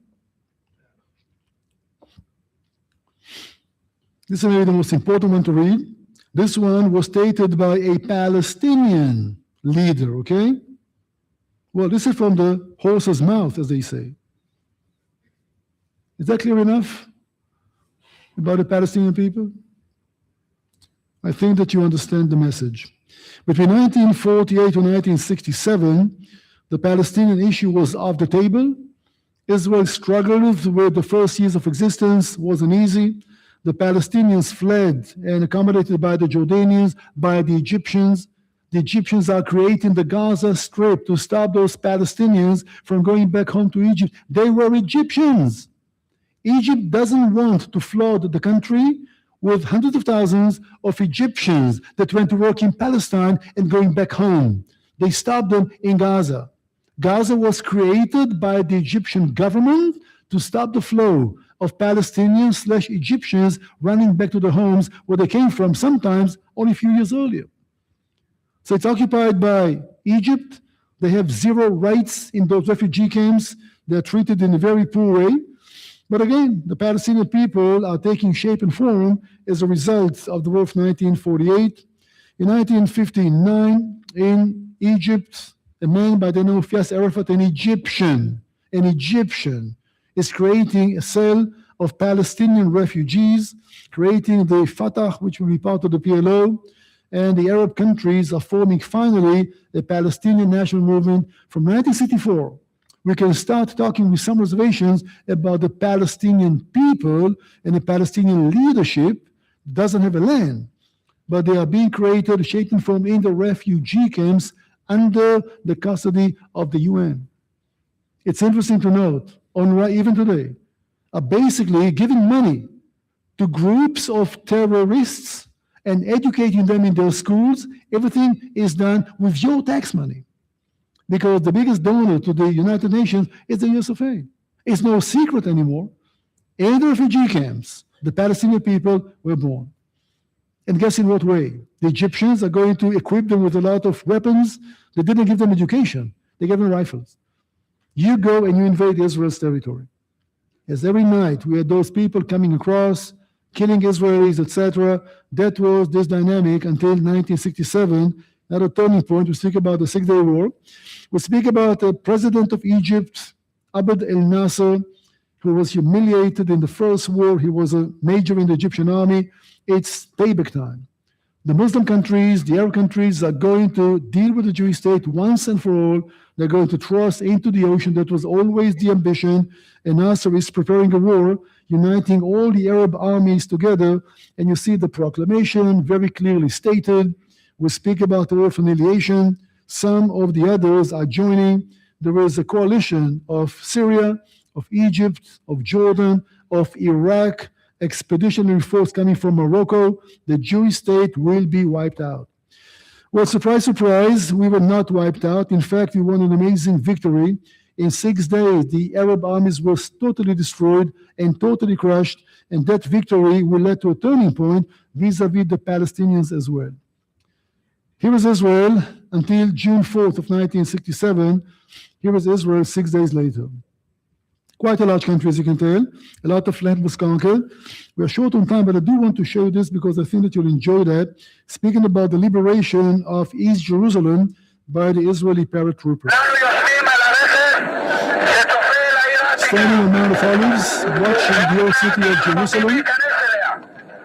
It's like giving the order to assault the city. שמאז כל הדורות חותמים עליה ושואפים אליה. אנחנו נהיה הראשונים להיכנס אליה. הטנקים של איתן. It says basically we're going to meet on top of Temple Mount and then we go together to the Western Wall. Another footage that every Israeli kid knows by heart. The 19-year Jerusalem is a divided city. The Western Wall is out of reach. Temple Mount was out of reach. That was one of the main outcomes of the 6-day war, the liberation of Jerusalem and reuniting the city. Looking for the Western Wall, not knowing where to find it. It says, I'm not an English man. I'm making my way to the Western Wall, carrying on my shoulders the weight of 2,000 years of Jewish learning and London. Very small plaza. Look at the day. Some have been there. All right, 6-day war, a great victory. And as always, Israel is good in winning victories and followed by political failures and confusions. This was one of them. For example, we simply ignore the whole idea that the Palestinians, that their hopes were crushed by Jordan and by Egypt, are now in Israeli control. Israel is a democracy. You want to speak about your national rights? By all means. We may debate, negotiate. If you dare to speak about your national rights in Egypt, you end up with the bullet in your head. Happened many times. Same in Jordan. But now Israel is taking territory, conquering, liberating, that was given to the Palestinians 19 years earlier. And these people may want the rights once again. They declined 19 years earlier. In Israel, you can speak up about your rights because that's what democracy is all about. And for the Palestinians, I have to say, the best thing that happened to them is Israel's victory in the war of 1967. We gave them a chance to be a nation once again, a chance that the Arab countries refused to give them. So this is a whole new ballgame, so to speak. Meanwhile, a few things happen, and the Israeli Prime Minister makes a proclamation, the most generous ever, and says the following: Israel is willing to pull out from all the land that we conquered, all of it, and give it back to the Arab countries for peace. Does he mention Palestinians? No. There was no land for the Palestinians. He speaks about the Jordanians, about the Egyptians, about the Syrians. The UN is making a proclamation as well. By the way, the answer was given by the Arab leaders: no peace, no negotiation. Was anybody asking the Palestinians, I want to take Israel's offer? Nobody did. Because for the Arabs, there were no Palestinians yet. And then the UN is making a few resolutions, which are very important. I'm not being cynical. It does speak about the right of countries. Is there a country called Palestine? I'm asking you. No. It speaks about nations and countries in the Middle East. That's 1967. 1967, the United Nations, the world, did not believe that there was a group of people called Palestinians that have a right for a land. 1967. If that's not enough, it speaks about the withdrawal from territories, not the territories. You need to know that every document the UN publishes is translated to 7 different languages. We usually go with the English one. Some go with the French one or the Spanish one. It sounds like a new, but it's not. The one that says territories is the English one. The one in French says the territories. You understand the difference? The territories, all those that were conquered. Territories, part of what was conquered. So we stick to the British one, the English one. The Arabs are sticking to the French one, and that's part of the debate. Is it the territories or territories? Sounds so ridiculous. But these are the issues that you're dealing with. Misunderstandings, mistranslation, like this one. So we speak about a new situation now that Israel is occupying a large area What are the occupied territories? Occupied from whom? If I say today the West Bank, it's Israel's occupied. Who did it be occupied from? Everyone say Palestinians. No, the Jordanians. There was never a land called Palestine. The West Bank was liberated, I will say, you can say conquered by Israel from Jordan. When it was offered to the Palestinians, they refused to take it. So whose land is it? The only right term should be the land is not occupied and not liberated, it's disputed. Meanwhile, Arafat, remember him? Flees from Gaza as the war begins and goes to Jordan.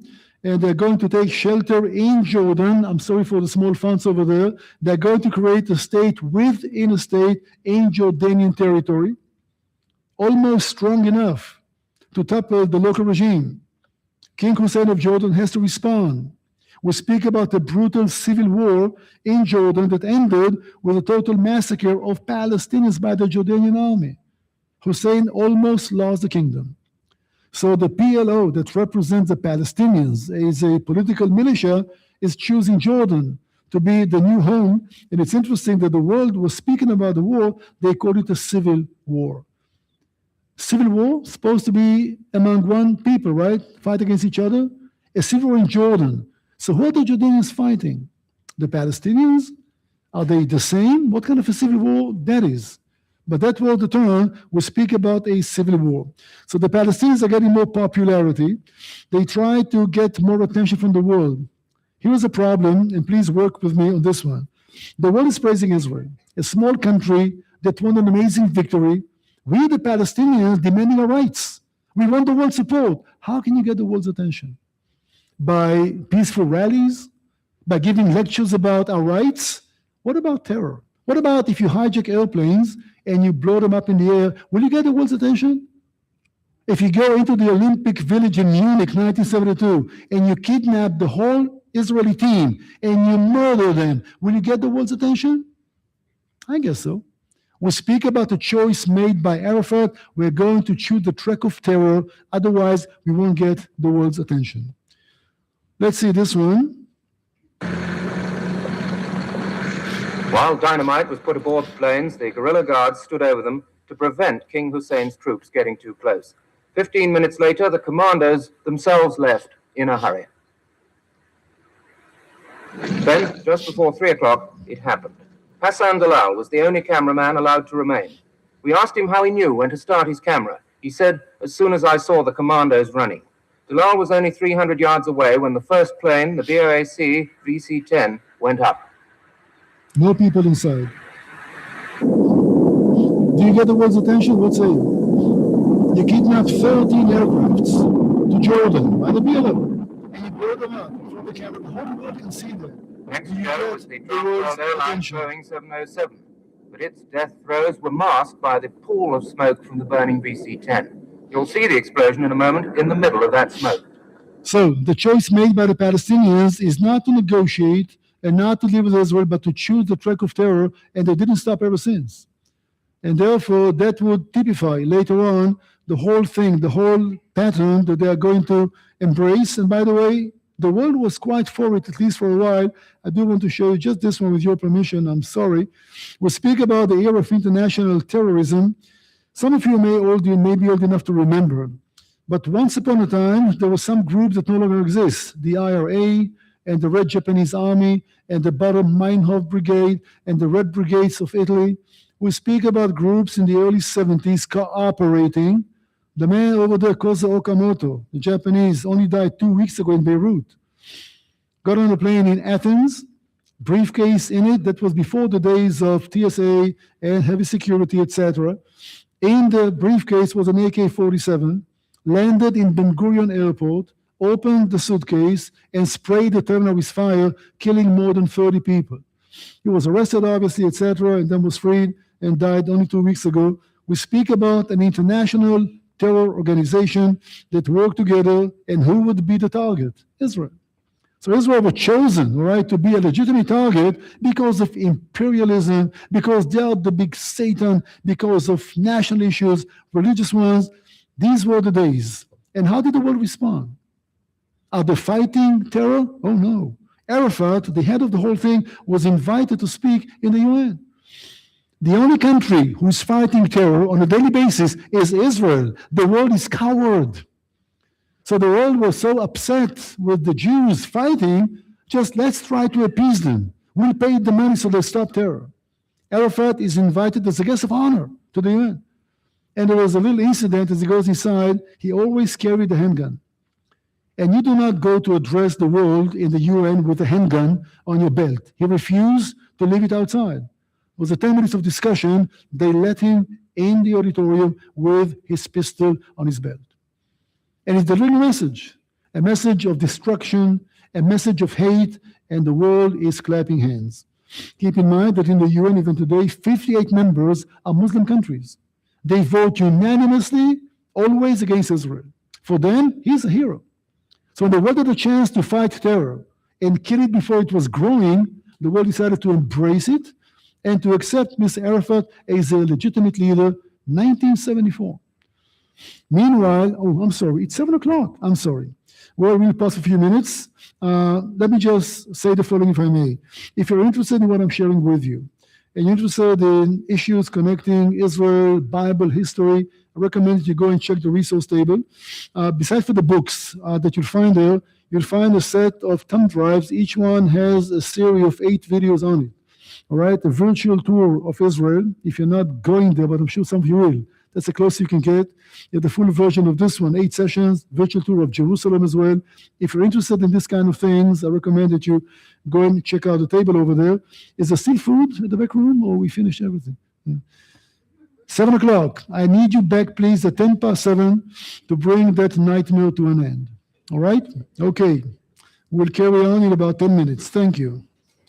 Okay, so the Israeli-Palestinian conflict, the details now, all these details begin to bring this conflict into view. And it's important to understand the details so you understand the conflict. And what you begin to understand is the conflict is not based on fairness or truth or what's right. At the heart of it, it's not even geographical. The conflict is based on conflict. That's what it's based on. It's based on a people wanting to bring destruction. And it's a conflict then that won't be solved geographically. It's a conflict that won't be solved politically. The question is, how is that conflict going to be resolved? And is it? Yes, it is. So we got one more session. Go ahead and take a break, and we'll be back here in 10 minutes. 7:05, 7:15, we'll be back.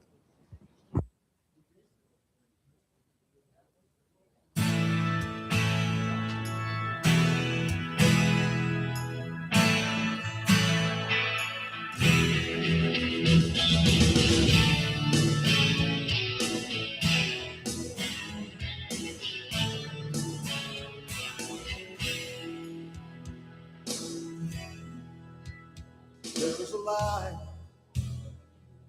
shining in the darkness tonight, burning with the power to fight for the lonely heart.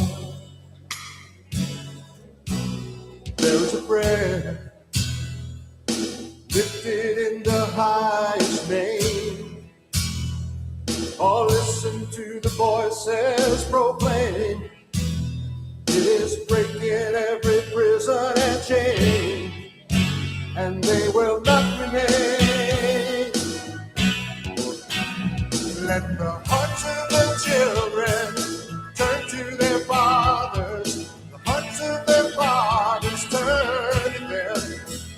Bring the broken and lonely, the lost and forgotten. Save the ones who scattered in the wind.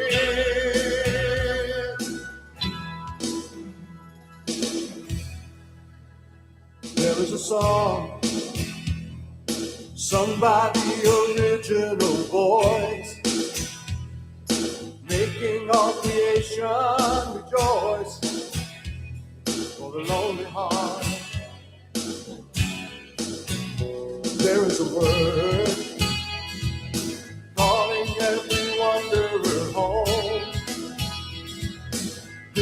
begging them to turn and to come. Oh, come and find a love of their own, for they are not alone. Let the hearts of the children turn to their fathers. The hearts of their fathers turn to them. Bring the broken and lonely, lost and forgotten. Save the ones who scattered in the wind.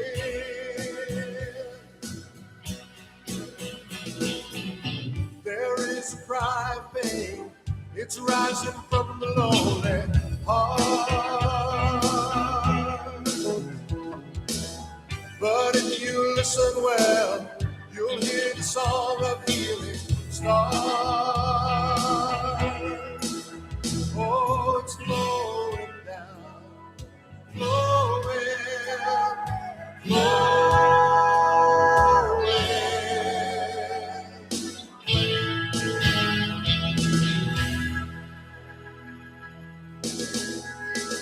Let the hearts of the children turn to their fathers. The hearts of their fathers turn to them. Bring the broken and lonely, lost and forgotten. Save the ones who scattered in the wind. Let the hearts of the children turn to their fathers. The hearts of their fathers turn to them. Bring the broken and lonely, the lost and forgotten. Save the ones who scattered. Oh, save the ones who scattered in the wind.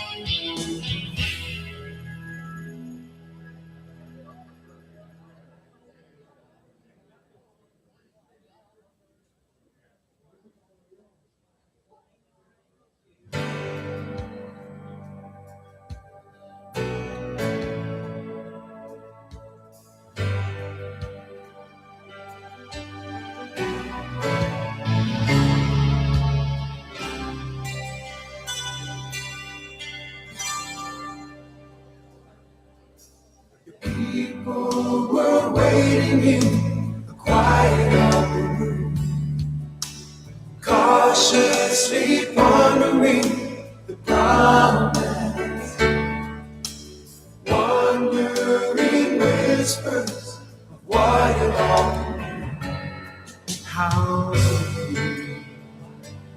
he's not with us anymore. Then the strange swirling sound came rushing through the door. Let the wind and the fire have their way. May the cold and the darkness not withstand the day. Like a sail hanging from the mast, waiting for the seas. Your church, like an unfurled banner, hoping for the breeze. Your people are waiting on the noisy city street, back roads, the towns of the hearted land, carefully watching for the signs of your return. Oh,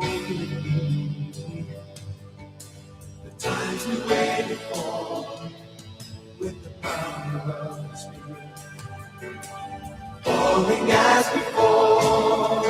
Let the wind and the fire have their way. May the cold and the darkness not withstand the day. Like a sail hanging from the mast, waiting for the seas. Your church, like an unfurled banner, hoping for the breeze.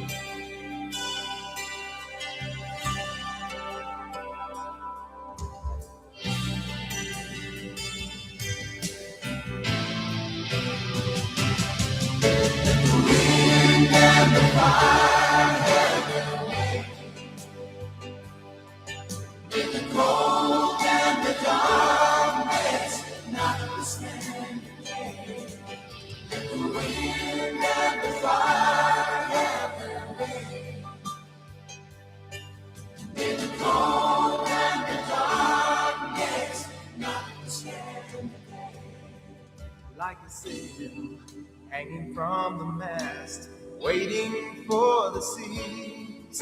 You're tripping like an unfurled banner, hoping for the breeze.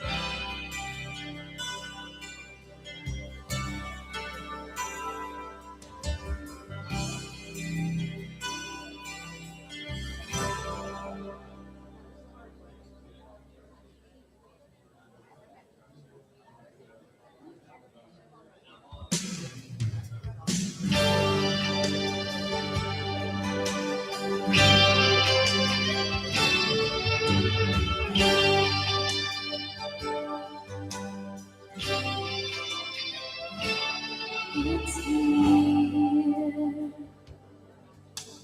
just before the dawn. I find grace sufficient for the time. In the early hours of morning, sometimes your spirit comes without a warning.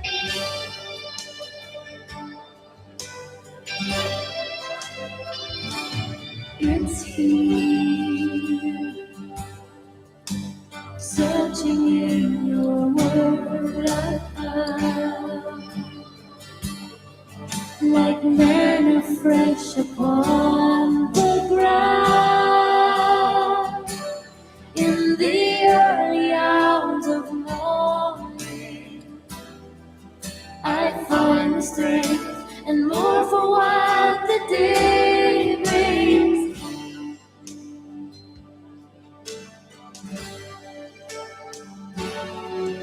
I know it's here before the sun appears. Precious moments no one can steal away. And in that time, the searching heart will find your grace sufficient for the day.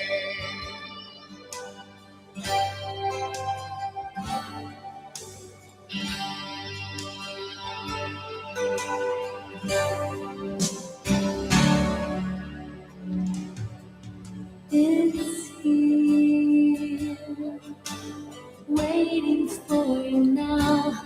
I feel your presence simply more than real.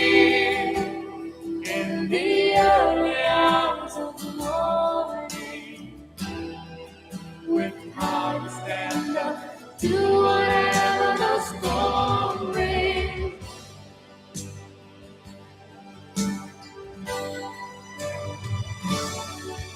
I know it's here before the sun appears. Precious moments no one can steal away. And in that time, the searching heart will find your grace sufficient for the day.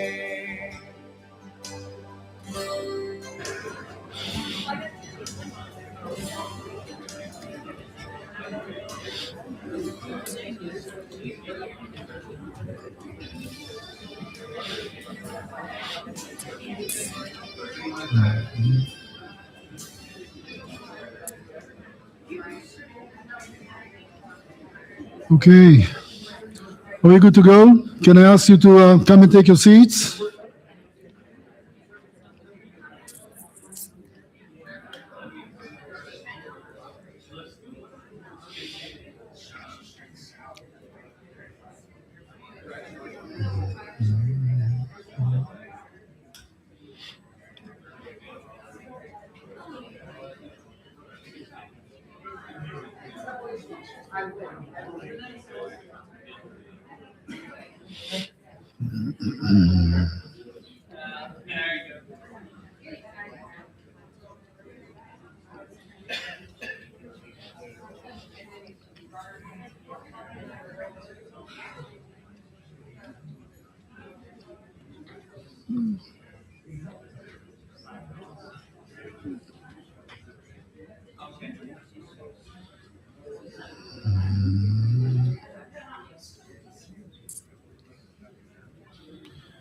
Okay, folks, the year is 1974. That's where we ended the previous session. The Palestinians are recognized officially by the United Nations as a legitimate national movement. They even give them the status of not a full member, but an observer, member in the UN. In other words, that's how the world is rewarding terror. They were hoping it will stop that. It didn't, but at least now the Palestinians are officially recognized by the world as a legitimate group of people that are led by the PLO and led by Mr. Arafat himself. Keep in mind, the man was never elected by anybody. Nobody knew who he was until he got that position. Israel made him a leader. He was never elected by anybody. That brought a lot of discontent among the Palestinians as well, but we'll deal with that a little later on. Meanwhile, few things happen in the area, and Israel and Egypt, after another brutal war in 1973, decided to work out a peace plan. And one bright day, Anwar Sadat, the president of Egypt, makes a proclamation in the parliament in Cairo. He is willing to come to Jerusalem to speak in the Israeli parliament, the Knesset, and to offer peace to the Israelis. That was a breakthrough. It was a breakthrough and a turning point to what we see in the region today, that not all the Arab countries are enemies. Israel has some allies in the area, and official peace with Jordan and with Egypt. That was the beginning of it, basically. So President Sadat is coming to Jerusalem, meeting with Prime Minister Menachem Begin, and they decide basically to try to work a peace plan. The formula is going to be land for peace. Israel, that occupies all of the Sinai Peninsula, Gaza included, is going to leave the area and give it back to the Egyptians for peace with Egypt. And amazing, 1979, the deal was struck, and even today, it's still holding on. With all the ups and downs in Egypt, they had some revolutions over there. The Muslim Brotherhood took over for 2 years. The peace is still holding on quite well between the two countries. So now Israel and Egypt are basically sharing the same interests, and that's a solid peace between the two countries, not the people. Egypt is not a democracy. The will of the people is not important to anybody. That's the will of the regime. So we speak about a peace accord between the two countries, and while negotiating, Menachem Begin, the prime minister, is asking the president of Egypt, Mr. Sadat, says, Egypt was yours until we took it in 1967. Would you like to take it back as part of the peace deal? And Sadat smiles bitterly and says, I don't want Egypt. I don't want Gaza. You stuck with Gaza. So even if you wanted to give Gaza back to the Egyptians, they refused to take it. And that begins to clarify a new situation. There is an area that nobody wants. The Egyptians refuse to take it. Israel chooses not to have it. It's inhabited by Palestinian refugees under the UN custody. Finally, there may be something we can talk about with the Palestinians where the circumstances will be right. Taking you back a few years, after the civil war in Jordan came to an end, with an amazing Jordanian victory, the PLO and most Palestinians had to flee Jordan and went to Lebanon. They were accepted in Lebanon with one condition: they're not going to be involved in any Lebanese affairs. Lots of pressure was on the Lebanese government to take them in. And of course, the presence of the Palestinians in Lebanon almost led to Lebanon's demise. So Lebanon today is taken hostage by an Iranian proxy called Hezbollah, not for the first time. Lebanon is a sovereign country, not very strong, one we have to say, but that's what terror needs. Terror wants to operate from an area which is protected by international law, with a weak central government, so they can occupy territory, build a state within a state, and operate against neighboring state while their territory is a sovereign Lebanese territory protected by international law. Lebanon is always the hub, if you wish, the groups of terror in the area, started by the PLO, followed by Hezbollah today. Few things don't change. So we speak about a massive presence of PLO in South Lebanon on the northern border of Israel. As a daily routine, Katyusha rockets are flying from the other side. Every now and then, groups of PLO terrorists are infiltrating the border, taking hostages. A whole school bus was basically exploded by them. They took a whole class that was on a field trip, hostage as well, in the rescue operation. Because of friendly fire, also 22 kids were killed. That was a daily routine along the Israeli-Lebanese border. It wasn't a Lebanese issue. It was the PLO taking advantage of the weakness of the Lebanese government, creating the state in the state. We had to respond somehow. And in June of 1982, we moved into Lebanon for the first time and totally destroyed the presence of the PLO to be replaced by Hezbollah. So there's no vacuum. Once you get rid of one, somebody else will take its place. The names are not the same, but the same motivation. So the PLO, who are Sunni Muslims, was replaced by Shiite Muslims, Hezbollah Lebanese, which is a proxy of Iran. That's how we are engaged in Lebanon. So Arafat is not in the area. He's in Beirut, basically, and after we conquered the city for a while, he fled to Tunisia. That will be his place for a few years. He's totally irrelevant. He's not on our borders. The Palestinians have no presence on Israel's borders. Meanwhile, something happens in the occupied or liberated territories, what is called the Intifada. Intifada means an uprising. 20 years after the Six-Day War, the Palestinians in the Gaza area are going to some kind of a revolt, if you wish, against the Israeli authorities, and that will present a challenge that Israel was not prepared for. Israel knows how to fight armies. Israel knows how to win wars. Israel doesn't know how to confront civilians, which are not well armed, but are determined. And it's not pleasant to see a kid standing with a rock and throwing a rock at a tank. You question, what are you going to do? Are you going just to kill the kid? You don't understand this dilemma that you're facing every day, by the way. When your army was deployed in Iraq, you face the same dilemmas all the time. We speak about people, terrorists hiding among civilians, and you have to choose what are you going to do. Even rules of engagement will not solve the problem. So the first Intifada was a wake-up call for Israelis. Until this very day, I can say that my country, until October 7, 2023, was divided 50-50 between people that believe that we should negotiate the territories and we should help the Palestinians build a state because it will lead to peace. And 50% will say, no way, the land is ours. After too many years in exile, we came back. God gave it to the Jewish people. We have the right to keep it. We don't want to kill anybody, but we want to be sovereign because the land is ours. October 7 changed that mindset. Today, you find very few people that are willing to negotiate the Palestinian state. It was a wake-up call to all of us. But until then, that's how Israel was divided, almost 50-50. People that are willing to make the concessions, people who are willing to compromise, and those who say, no, the land is ours, and it should not be negotiated. So this was a test case.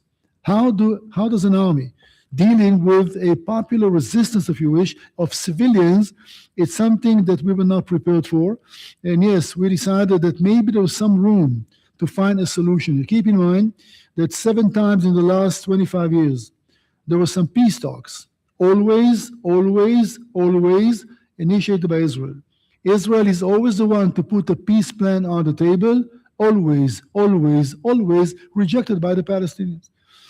So 1987 was the first attempt, because of this Intifada, some rethinking. Israeli government decides to initiate some peace talks to see if we can bring that whole issue to some peaceful conclusion. Meanwhile, something happens. We did mention that in 1979, the president of Egypt refused to take Gaza with him. So Gaza is an area that Israel occupied in 1967. It was not officially annexed to the country, so it's not officially part of Israel. The Egyptians don't want the place. The place is packed with Palestinian refugees. Maybe there is some room to start talking about the Palestinian state, where the Palestinians are living. 1988, the king of Jordan, Hussein, makes an amazing proclamation. My grandfather, he says, Abdallah, that occupied the area and refused to give it to the Palestinians was wrong. I relinquish any demand to the West Bank. I don't want it. It was never mine. It was illegal, which means we have 2 pieces of property that were offered to the Palestinians in 1947 they refused to take, available once again. Jordan doesn't want it. Egypt doesn't want it. Israel is willing to negotiate. Because when the Egyptian president was asking Menachem Begin, a very hardliner, Mr. Prime Minister, what can we do to help the Palestinians? Menachem Begin said, we are going to offer an autonomy to the Palestinians. That was before the Arab countries even recognized there are people called Palestinians, let alone right for a land. Because the West Bank was believed to be Jordanian territory. If you're willing to say, I support the Palestinians in the West Bank, you're working against Jordan, you'll be cast out from the Arab League. And therefore, the Arab countries didn't dare to say that the Palestinians deserve land, Because this land was believed to be Jordanian until the king of Jordan said officially, I don't want it anymore. Now the road is paved. Somebody had to be courageous enough to say, listen, we have an opportunity here. Here's a piece of land that was yours. You refuse to take it. Let's start negotiations. And these indeed started in 1993. Before that, something else happens. A new group will be formed. It will be called Hamas. We'll meet them a little later on. I'm sure that you heard the name. Look at the motivation of Hamas. Read it carefully because you're engaged in that as well. If the PLO is all about political Palestinian state, Hamas is all about basically globalized intifada, and we speak about world jihad. Hamas is not limiting its ambitions to Palestine. Hamas doesn't care about Palestinian people. Hamas cares about world jihad. Read their charter. They say it very loud and very clear. We speak about a group that was founded with Israel's help, how to believe, to try to undermine the position of the PLO. In 1987, the leader was called Sheikh Ahmed Yassin, who died many years ago. Hamas is going to be a key player in years to come. We'll speak about them with some details, but not right now. So let me skip all of those. You know what? Let me show you this one. Article 13 in the Charter of Hamas. Take a minute and read it, and you tell me what are we going to talk about. If this is your official doctrine, you don't understand little hope to any kind of reconciliation, any kind of negotiation. And read Article 28 just to have a flavor about what Hamas believes in, because they are the leaders of Gaza since 2007. Okay, so this is the views of Hamas supported by the Palestinians. Amazing, even today, with all the tragedy in Gaza and all the devastation that we caused, and we are not done yet. Most Palestinians are still supporting Hamas. Try to explain that logic to me. Hamas led them to a terrible disaster. Most of them still support Hamas. It was never about a Palestinian state. It was making whatever you can so the Jews will not have a state. And they're going to lose because Israel usually wins, and this is a war that we have to win. So just an understanding about what is it that we are dealing with. Meanwhile, the two parties, the state of Israel and the Palestinians, decide to get together and to see if we can work any kind of a peace plan. And it's amazing because Arafat is irrelevant. The man is in exile in Tunisia. We approach him and make him an offer. Mr. Arafat, we recognize you as the head of the Palestinians. We're going to make you president. We did that.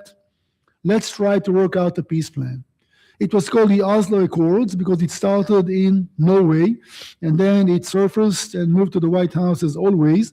And the two people are shaking hands. They won the Nobel Prize. Yasser Arafat was officially a Peace Nobel Prize winner. A mastermind of terror, the biggest murderer among the Arabs, no doubt, in the last 20, 40 years, won officially a medal, all right, the peace medal in the, again, the Nobel Prize. Well, this is quite a moment, as you understand. It looks like finally reason is prevailing. Looks like we're going to find a solution, a peaceful one to the conflict. Yitzhak Rabin, who was the prime minister, is addressing basically Yasser Arafat and vice versa, recognizing one another. Keep in mind, we invited Arafat and made him a leader. You understand how humiliating is that for the Palestinians? They did not fight for it. The Jews created a Palestinian autonomy. The Jews made Arafat president. They cannot bear the thought that all this was done by Israel, try to find a peaceful solution. And they will never accept it as well. But these are the facts. The two people understand one another, recognize one another, and they address the people to sell the new product. There was much opposition in Israel, much opposition among the Palestinians. That's a statement that was made by Prime Minister Rabin, addressing the people, try to explain what was the motivation. We really want to find a solution. We want to end the violence. Arafat approached his people in Arabic, obviously. If you want to read those messages, don't read the translation. Never read the translation. Try to get the original one and ask somebody to translate it for you. Translations are much more kind and soft and nice. You always want to read the original. It's a different message. So the two teams made an agreement, and the Oslo Accords will say the following. Israel is willing to give the Palestinians an autonomy. Israel is going to pull out from land gradually, hand it over to the Palestinians. so they can establish some kind of a leadership, some kind of a country. They will have full control, except for security that we'll keep in our hands, but just for the time being. We're going to pull out from Jericho, going to pull out from Bethlehem, hand it over, and we're going to see how they're going to run that state that they're going to have. Is it going to be step one, to lead to comprehensive peace in the area? How naive we were, now we know. Back then it looked like it's going to work.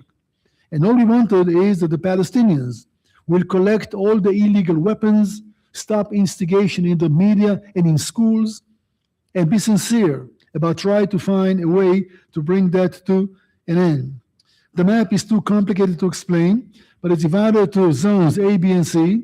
The plan was that Area A will be exclusively under Palestinian control. Israel has no say about this area. Area B will control jointly, and if we see that the Palestinians can deliver, we're going to pull out for more land, so there'll be more Area A for the Palestinians to control. The final status is not even mentioned. In 5 years, we'll sit down to the table, we'll have the experience, and we'll come to the final solution. If you really deliver, then the whole land will be given to you, because that was the idea. The West Bank, Gaza, will be a future Palestinian autonomy, later on maybe a state. It all depends how you're going to deliver, how you're going to keep your promise. Well, as I said, we were quite naive back then. It took us a while to learn, and we learned the hard way. So we do speak about Arafat is coming over from Tunisia. He's going into Gaza. Again, we invited him, and they start ruling. They try to do something with civil government, but keep in mind, the man is not in Gaza for at least 25 years. People don't know him. He's outside the country. A local leadership is growing to create a competition.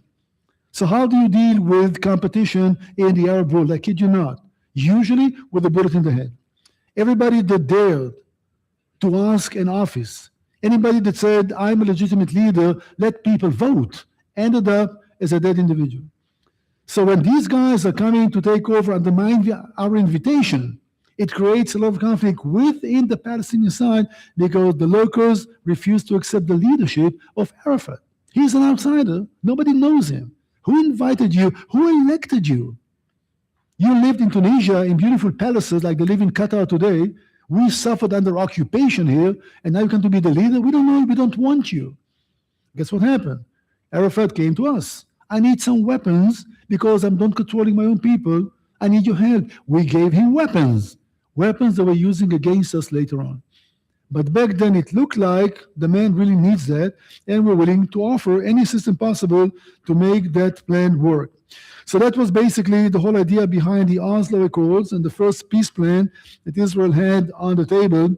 What we got instead was a wave of terror inside Israel's territory. I'm going to show you this one, not very pleasant, but I erased the very unpleasant parts of it so you'll get the message. What were the situation in the streets in Israel for a couple of months, in 94, 95. ממנו עפו מעוצמת הפיגוע למרחק רב. בבתים ובמשרדים שברחוב מתנפצות זגוגיות מן העדף. חלקי גופות אדם מפוזרים בכל מקום.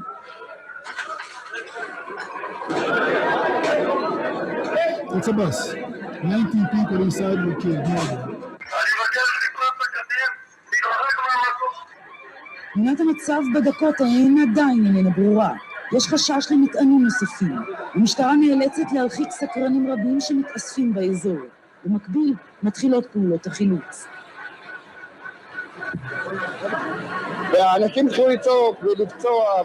Okay, that was our daily routine in 94-95, right after Arafat took control. Instead of start talking peace with one another, a wave of terror, the first rockets were fired from Gaza into Israel. That's when it started. We speak about more than 40,000 rockets that fired from Gaza into Israel until this very day. It started because we really wanted to find a solution. It wasn't really working. And then a new Prime Minister, Ehud Barak, decides to make an offer number 2. Everything that the Palestinians want, as we thought, was the West Bank and Gaza. You want an independent state, we'll give you that. All we want is to stop terror. We're going to try to find a compensation for refugees. Ehud Barak, Israeli Prime Minister, even agrees that Jerusalem will be divided and the east part of town will be given to the Palestinians as a future capital. which means the Jews will not be able to go to the Western Wall unless you have Palestinian consent. What a great opportunity. What do you think was the response of Arafat? Not even that. Yeah, when Clinton speaks about it with the president, he says, I just not believe my very eyes. I gave Arafat a state, just like he wanted. He would not even respond to the offer. He left the room, and another wave of violence in Israel, that was the second intifada. That was the motivation, as you can tell. And this time, there is a Palestinian autonomy, and they have safe places to hide in, to hide behind civilians. Area number 8, we respected the sovereignty. We speak about a state within a state that had no intention to go to peace with Israel, but the very opposite. And since things were escalating, President Bush, just took office, decides to intervene and designs a plan. The plan will be called the Roadmap to Peace in the Middle East. And he made a statement that the U.S. always was in favor of a two-state solution. With all due respect, the U.S. was not until Bush made that statement. America's position was always, you negotiate, you find a solution, we will support anything that you are going to agree upon. Now the U.S. says, no, it's going to be a two-state solution. As always, Israel said, we'll take the plan. The Palestinians rejected it, offer number 3, by the way. And since we had a lot of terror in the country, and people that come to work in Israel from the territories in the lunchbox carried bombs and not food, we lost more than 1,000 civilians. Just showed you this little video of the bus over there. It was a daily routine. We speak about civilians getting murdered. We just started having cell phones. You send your kid to school in a bus, and then you hear that something happened. You try to reach him by using your cell phone. When everybody tries to call and the system wasn't that sophisticated, everything collapses. And you're worried to death. You do not know what happened to your kid. He just went to school. But sometimes you don't make it. I know it sounds horrible. Nobody should live under such conditions. That was daily life in Israel in 1944, 45, and later on as well. So now we have a new plan on the table, the two-state solution. Israel starts to build a security fence to try to separate the future two-state solution, etc. We thought it may work. How little we knew that the other party had no intention to keep any of those agreements. As I said, I'll say it again, not being biased, these are facts. Every peace plan in the area, Israel put on the table, always to be turned down by the Palestinians. I do want to show you this one as well. How do you deal with this? And this is while negotiating, while hoping that peace is going to prevail. And you have those statements made by prominent Arab leaders. This is the president of the Palestinian Autonomy. Arafat died in 2004. New leadership. All right, and these are your partners that you're supposed to talk to. So what are you going to negotiate with the Arab League? How can you trust the Arab countries when that's their official position? Your partner is Mahmoud Abbas, the new president, and you don't see that. By the way, he says a future Palestine has to be recognized by Israel as the home for the Palestinians, but we will never recognize Israel as the homeland of the Jews. Isn't that racist to some extent? The world is okay with it. And he said it loud and clear. In a future Palestine, Jews will not be permitted to live, but we insist that it will be recognized as the homeland of the Palestinians. We will never, ever recognize Israel as the homeland for the Jewish people. Once again, what are the chances, all right, to try to find a solution here? Let me tell you our dilemma, which is really important. Israel is powerful enough to occupy all of Gaza, all of the West Bank, annex it officially. We can do that. It's not a matter of capability, it's a matter of will. But if we are going to create a greater Israel by annexing Judea, Samaria, and Gaza as well, we'll be outnumbered in our own country just by that decision. As a democracy, you want to give people the right to vote, you're losing your country. By simple democratic process, you will be a minority in your country. The next elections, majority of Palestinians, they will simply vote. State of Israel ceases to exist. Another option, annex the territory and don't give the people the right to vote. That's apartheid. And Israel is not an apartheid state. And therefore, what we aspire for is to have maybe a smaller Israel by borders with a solid Jewish majority so we can be a democracy. Because if we want to adopt that idea of a greater Israel by annexing the territories without giving the locals the right to vote, we will become an apartheid state. So these are the options, not good options, you understand. Making progress, 2005, a new Prime Minister, Ariel Sharon. The world is pressuring Israel to appease the Palestinians. Nothing is working. Sharon initiates another peace plan, and this one is putting out from Gaza. Israel unilaterally is going to leave the Gaza Strip completely. Not a single Israeli is going to stay. 2005, not even for peace. We're going to do that without expecting anything from the Palestinians. But the world is pressuring Israel, and we said, okay, we're going to show you what the problem is. We're going to leave Gaza, and we'll see if it's going to lead to peace. Some will say big mistake, some will say clever politics, whatever the reasons were. Israel is putting out of Gaza. We cleared part of northern Samaria as well. And guess what happened? Did we get peace from the Palestinians? Of course not. Leaving Gaza basically led to a problem because Gaza will be now exclusively captured by Hamas. It's a two-state solution. Gaza is a state. Israel is out of there. The Palestinians can build their infrastructure to create a state. That was our hope. The problem is it was never really working.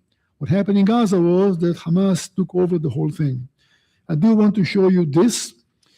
There was the slogan until many years ago, Free Gaza. The question is, free Gaza from whom? The last Israeli soldier or civilian left Gaza in September of 2005. No Israelis in Gaza. Well, people say, just a minute now, yes, but you're surrounding Gaza from all around. There's a blockade on Gaza. No, Gaza has a border with Egypt. Why doesn't the world demand the Egyptians to supply the Palestinians in Gaza with food and fuel, pharmaceutics? The Egyptians are not idiots. They're not going to do that. So the world demands Israel to do that. You show me another situation in world history. The two people were at war, and one supplied the enemy everything they need. Is that a way to win a war? Including medical treatment in our hospitals, including fuel, including food. And the world was still unhappy because there was a blockade. There was no blockade. Gaza has a border with Egypt. If the Egyptians care so much about the Gazan, you send them food. No, the pressure was, of course, on Israel. Democratic elections in the Palestinian area, as democratic as can be, so to speak, in the Arab world. But Hamas won the elections. 75% of Palestinians voted for Hamas. Now, they knew what they're voting for. I showed you the chart earlier. If you're voting for Hamas, you're voting for ongoing war, you're voting for zero human rights as we understand it, you're talking about zero freedoms as we understand it. Who in his right mind will vote for such a regime? Not in the Western world, right? Doesn't make sense. But it's not the same way that we think. We speak about a different mindset. We speak about the mindset that says that my happiness is to kill you. My choice is to make your life miserable. And you say, just a minute now, let's find a solution here. No, it's not an option. It's not common sense. That's what Islam teaches. The Palestinians don't want a state. The Palestinians want to make sure that the Jews will not have one. Proven so many times. So Gaza now is in the hands of Hamas, and the PLO that lost the elections is controlling the West Bank, basically, Samaria and Judea, and the whole world is pressuring Israel. Gaza is starving. There is famine. Sounds familiar about starvation in Gaza for the last few months? About famine in Gaza? Well, it was quite upsetting, and Israel decided to invite some journalists from around the world to check and see the situation in Gaza. Here's a report given by an Egyptian journalist that came to see the situation in Gaza. That was his report. He was almost killed going back to Egypt because he gave a positive report about what happens in Gaza. Is that okay? Speaking about famine and starvation and massacres. Here's another one. Egyptian newspaper. Is it so bad? Gaza is the biggest concentration camp in the world. That's Gaza. So if you want to listen to what Hamas tells you, be my guest. If you want to know the truth, the other sources, part of what I'm trying to do. Read this, for example. Gaza is the largest open-air prison in the world. Sound like a nice place, huh? Because it was. The rest is just cheap propaganda. And the world buys that. And the pressure is growing. So when you listen to what the Arabs are saying, that can be a better source. And meanwhile, the whole time, Hamas is using the support given to them by the world to build their tunnels and to build their rockets and to build their weapons.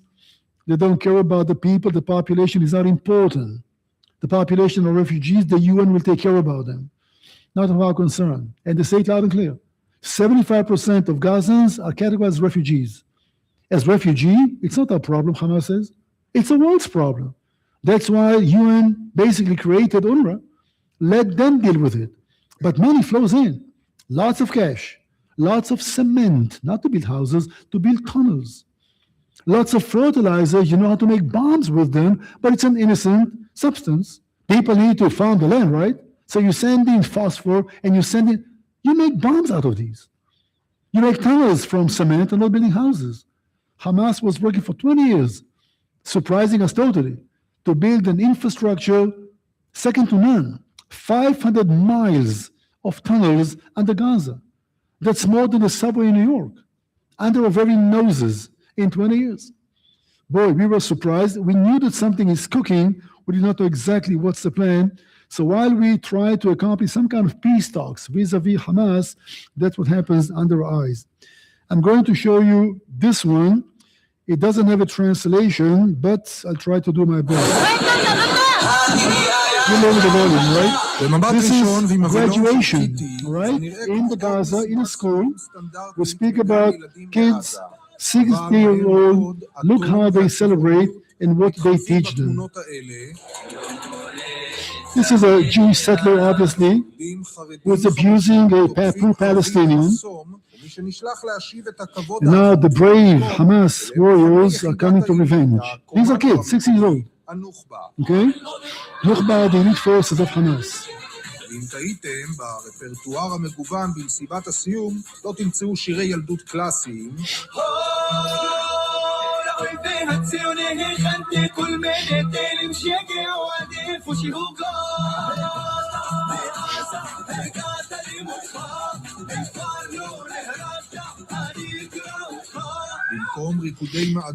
We're going to come and kill you, we're going to cut your throat, etc. 6 years old kids. How do you expect they're going to grow up? These are the people that we need to negotiate with in 20 years. The parents are fascinated by what they see.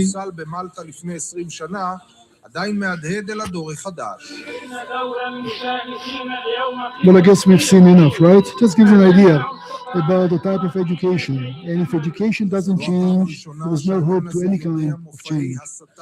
Israel advances a certain policy vis-a-vis Gaza. Prime Minister Mr. Netanyahu, holding office for many years now, is embracing a new policy, which was legitimate, maybe even clever for a while: divide and conquer.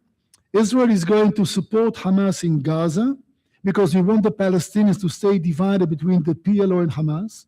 And as long as they are divided and Hamas is strong enough to create a challenge for the PLO, Israel will not be under any pressure to negotiate, because who represents the Palestinians?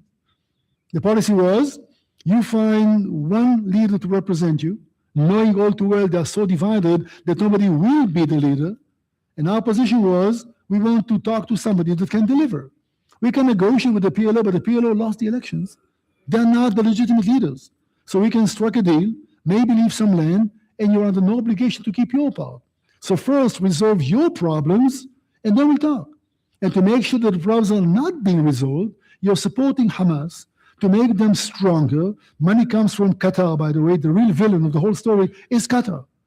So money is given to Hamas to get stronger, so the PLO will not be strong enough to control Gaza once again. It was a policy, legitimate, not that clever now we know. But for a while it looks like it makes sense, because Israel is not under any pressure to surrender any piece of property, because the Palestinians cannot find a leader. They are not united. The pressure is off Israel. What big of a mistake that was, now we know, because under our noses, as I said, all the money sent by Qatar into Gaza was used basically to build all this infrastructure. Tunnels basically went under the borderline into Israel. We knew that something happens, but keep in mind, Israel is a small country. Budget is limited, attention is limited. What is a threat to our survival is Iran and not Gaza. And therefore, we wanted to contain the situation in Gaza. If they will get money, they will have so much to lose to go to war that they won't go to war. Because the markets were full with food, they built some nice resorts, Qatar invested. When life is good for the people, why would you go to war? You can lose all of that. We thought it's a good incentive and good enough reason. We gave the Gazans 25,000 working permits to come and work in Israel. And you're making Israeli money, 10 times more than Gaza. Keep in mind, unemployment in Gaza, 85%. Unemployment in Gaza, 85%. People have a rationing card, they go to the warehouse of the UN and they collect the food from over there. People don't work. So we gave them a chance to come and work. Guess what? They spied on us. The people who led the attack on October 7th were those people that we fed the families spying on us. They knew exactly where to go. We were surprised how well they were informed. You come to work in the community, you know exactly where the targets are at, and then you lead the attack. In October 7th, look at the border between Egypt and Gaza. That's Egypt, all right? The dear friends, most Gazans are Egyptians, as I mentioned many times. Egypt will not let into Gaza not even a grain, absolutely nothing. Nothing goes into Gaza. Is Egyptian under pressure by the world? Of course not. All the pressure is on Israel. And we built our fence, a state-of-the-art. We thought this is so sophisticated, nothing can break through it. How naive we were, now we know. To run a long story short, Hamas was very clever, I have to say, give them credit for that, in deceiving us. There was a certain killing zone, so to speak, on the other side of the line, of the border over there. Here was a dilemma that an Israeli soldier may face, and many of them did. There was a line marked on the floor about 100 yards, 300 yards away from the fence, inside the Gaza area. And they know, if anybody crosses the line, your life is in danger. And one day a kid goes by and he's playing with the ball and kicks the ball and the ball falls behind the line. And the boy goes behind the line just to pick up his ball and keep playing. And you're an Israeli sniper who knows that you're supposed to open fire. What would you do? What would you do? Just a kid. You open fire? I'm asking you. No. A week later, 50 kids show up and each one has a ball. And guess what? One kicks the ball to the other side and 50 kids are coming closer to the fence.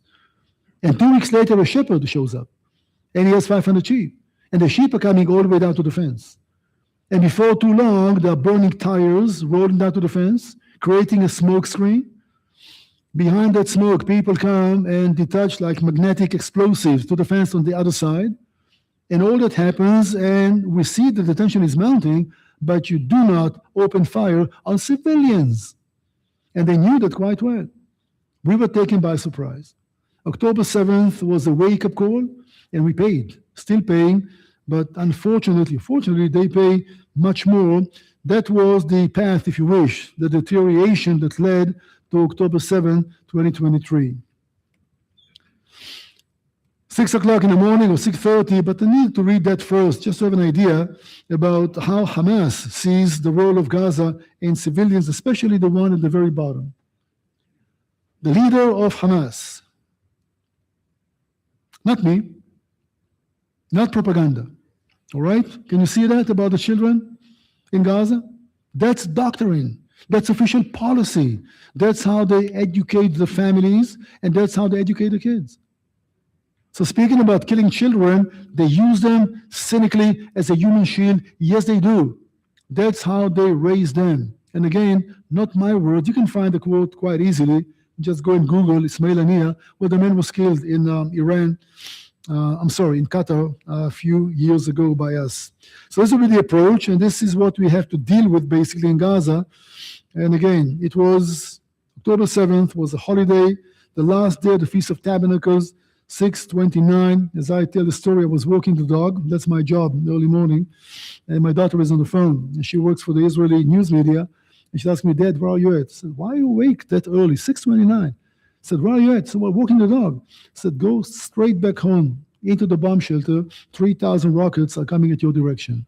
That's how I knew that something happens along the Gaza border, something that we did not expect. So we knew that they have the motivation. We did not know that they are capable. All of our attention went to Hezbollah in Lebanon, went to Iran. Israeli resources are limited, and you have to gamble sometimes. Where do you put most of your attention? It wasn't Gaza, because Gaza has a lot to lose. Life is good. They are prospering.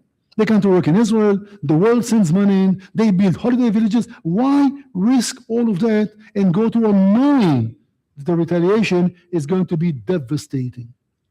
Because some people think logically, and some people are motivated by their religion. And that's what radical Islam is teaching. I'm not being biased. Read their lectures, read their statements. That's what they want to accomplish. And sure enough, our retaliation was indeed harsh, and I don't have time to go to detail, but you do understand the story for the last 3 years or so. That's what's going on. I do want to show you this one, however. Some images from Kibbutz Be'eri, the kibbutz that was hit the hardest from the murderous attack of Hamas. Until 2 weeks ago, happy families used to live here. This was a house with children playing out on the green grass. It was beautiful. It was a little paradise. And that's what was left of it now. We speak about hostages. A music festival was assaulted, and 400 Israeli kids just went to dance and to sing were murdered. We speak about communities that were totally devastated. And of course, as I said, our retaliation is going to destroy Gaza completely. And that's what we are dealing with ever since. Officially, there was a ceasefire, but we made a commitment. And we have good intelligence. You're able to detect about 3,000 of those Nuhba members or the elite forces that crossed the border into Israel by collecting a lot of material in their headquarters inside Gaza, by interrogating prisoners. There was a list, 3,000 people. We'll find them, we'll kill them. And we're working on it. We're working each time it happens. We are happy to announce. We speak about families in Gaza that were keeping hostages, not Hamas members. A teacher in UNRWA school had a hostage in his house. So who are the innocent people in Gaza? It looks like all of Gaza is part of it. And we made this commitment, and we're going to keep the commitment. And our retaliation is not easy, as you understand. But listen, if you find a tunnel, and the tunnel goes under a whole neighborhood, and you want to explode the tunnel, guess what happens to the buildings above the tunnel? Is a tunnel a legitimate target? Filled with RPGs, filled with explosives, filled with everything that you can call terror infrastructure? Is it a legitimate target? I'm asking you. So who are the innocent people in Gaza? You should see thousands of people beating and spitting the naked body of an Israeli girl, kidnapped from the music festival. Everybody's happy, handing out candies. It was a day of celebration. So who are the innocent people in Gaza? You don't understand our problem. We don't want to kill civilians. But if you hide behind them, it doesn't give you any shelter. And that's what we are dealing with. And we got over some moral issues because the lesson had to be taught. And the lesson not going to be easy. Are they going to learn? Honestly, I don't know. I want to stop right here because the rest is all kind of data and details. I think that you understand the whole message. Here's a question for you. 2026. We have about a century of history behind us. We know what we are capable to do to one another. Knowing all of that, where are we going to from here? That's the only thing that really bothers me, an opinion, just mine. Take it or leave it. All right? How the future looks like. Is Islam going to change? Is Hamas going to change? Because they state loud and clear, this war will never come to an end. What are the choices that Israel has? So President Trump tries to bring peace to the region, and there was a board of peace that gets together, and Hamas is supposed to surrender the weapons. They did not surrender a single bullet. They cannot surrender weapons because the religion won't let them. So how the future looks like. And by the way, not limited to a geographical area. It's a global problem. It's a world problem. Read the Charter of Hamas. They want to conquer the world. They want to Islamize the world. They say it loud and clear, not me. Listen to them. So when you know what is the motivation, you don't have that much hope for a peaceful solution, not in the near future. It will take a whole generation of children that will grow, maybe on both sides, knowing that peace is an option. But right now, who knows what they teach in those schools? We know the curriculum, You don't know what teachers are actually saying, but we do know the spirit of it. It's not easy to be an optimist when you speak about the future knowing what we've been through. But again, the question is, what are the choices? What are the options? Trump's plan may work. I'm not being sarcastic, it may work, we'll see. Maybe money will solve the problem. Maybe a nice promenade with beautiful hotels over there will be indeed a strong enough incentive to tell people, listen, forget about wars, nobody wins those wars, you have a brighter future, give up. Based on what you know so far, it never worked so far. Is it going to work? I don't know. Maybe it will. But you do understand that we are facing a huge dilemma in Israel, knowing that this is something that will have to live by the sword for many, many years to come. And this is only one narrow part of the picture. Add to that Iran, add to that Hezbollah, add to that the Houthis in Yemen. What do the Houthis have to do with Israel? We never had any issue. By the way, what Iran has to do with Israel? We're not enemies. We don't share a border. We never went to war against each other. What's the reason for Iran to be that determined to wipe us out from the surface of the planet? They're going to fail, obviously. Nobody asked the question. In one word, Islam. Islam will not tolerate the existence of a Jewish state in Israel. And Iran wants to be the leaders of Islam. That's why they need nuclear weapons. Number one, to consolidate the Muslim forces, and then to go to war against the big Satan, that's you. Little Satan, that's me. We need to understand that. We have no illusions anymore. We tried and tried and tried and gave up land. You show me one country who gave up land and got nothing in return but terror. Israel did. So it's hard to be an optimist. We'll see how things are going to evolve. But I can end this 3-hour seminar by saying the following. We are in Israel because God has a plan for us. And we are there to stay. And when God is with you, who can be against you? Every now and then we have to put the helmets on and to take fire. Israel wins. Israel always wins. Israel will win. Question is, how long before we see peace in the region? And maybe it will take a while. Jews are so accustomed to be the scapegoat of the world. Not anymore. Jewish blood is expensive. And we are proud to pay the price if necessary. So Israel is going to survive, and we'll see on God's timing. We'll have some peace in the region. We'll see how things are going to develop.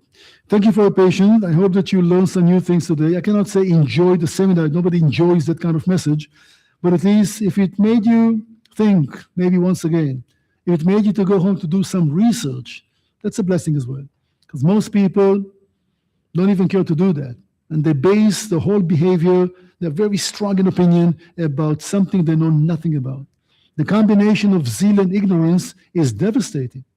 And I'm afraid that many people, including some bright Americans in Ivy League universities, are in that condition. You're very zealous to something that you know absolutely nothing about. Thank you.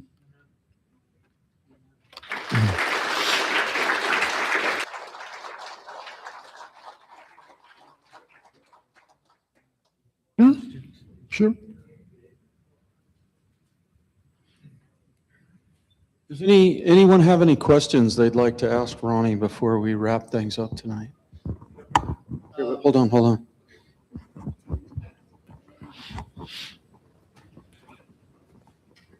You tell us to check resources, but what are some reliable resources we can actually check, like on the internet? What are some websites or? Isn't that the $64,000 question? Again, I'm telling you, and I shared that with Pastor Greg earlier, ever since AI came to our lives, for me, that's the end of the world. AI is doomsday. You can read something that looks so real, which is completely fake. So what can you trust? I would say that Israeli sources, but they're biased to Israel. All right, but a little more kind of balance. Jerusalem Post, J-Post, I have an edition on the internet as well, can be something which will be reliable. All right, but besides that, it's really hard. Don't trust CNN, definitely not BBC. BBC had to apologize 12 times officially for basically broadcasting nonsense. Oops, sorry, that was a mistake. Nobody remembers the apology. Just a mistake they made. So you just have to be a little more intelligent, if we can, to be very picky. in what is it that we read, believe in. I wish I could give you some solid, concrete sources. I can't. JPOS is one that may be more balanced than many of the others. Anybody else? Good question. Anybody else have a question? What about Israel 365? Israel what? 365? I don't know them. But again, everything that has a title Israel, you suspect it to be pro one side. So what is really objective? You don't find that much stuff which is really objective. And again, check, and double check. Sometimes just use some common sense. An example, if I may, they accuse us that we are bombing civilians deliberately. And the figure was that Israel dropped 200,000 tons of explosives on Gaza, especially above civilians. Now let's do a math here, okay? A bomb weighs about half a ton, a standard one. A bomb will kill, and I'm sorry, it's really being gross, it's counting dead people, okay? A bomb can kill about 10 people? Would you say that? Come on, work with me. All right? 10 people. 200,000 tons is 400,000 bombs. So if we killed 10 people, one bomb, we should have killed 4 million Gazans by now. Gaza only has 2.1 million people, and reported numbers, Hamas numbers, if you want to trust them, 73,000 people that were killed. So all these figures are so bogus and so stupid, but the world buys that. The world buys it because, hey, coming from Hamas has to be the truth. So some common sense will help every now and then when reading headlines. Yeah. Anybody else? Any other questions? Anybody else? In Mark chapter 13, Matthew 24, Jesus said, concerning the last days, there'll be wars and rumors of wars. There'll be nation rising against nation and kingdom against kingdom, earthquakes in different places and famines and troubles. He said, these are the beginnings of sorrows. That word sorrows really literally means birth pain or birth pangs. And I remember when my wife had our first child, she's real glad I'm talking about her, but when she was in labor, they put this machine on her. I called it the Richter scale. And every time she'd have a contraction, it would measure that. And the one thing that I didn't tell her this, but the one thing that I noticed is as the night went on, the contractions, they got closer together and they got more intense. And they led to something. They led to a birth. My first son was born. So these are birth pangs that we're seeing, and they're leading somewhere. And you know where that is. They're leading to the second coming of Jesus Christ. This is all leading up to that. It's difficult to live in Israel today. What a dilemma. It's not fair. It's frustrating. Ronny told me that when Israelis come to the United States today, and hear this now, they're warned, be very careful. Don't display a flag.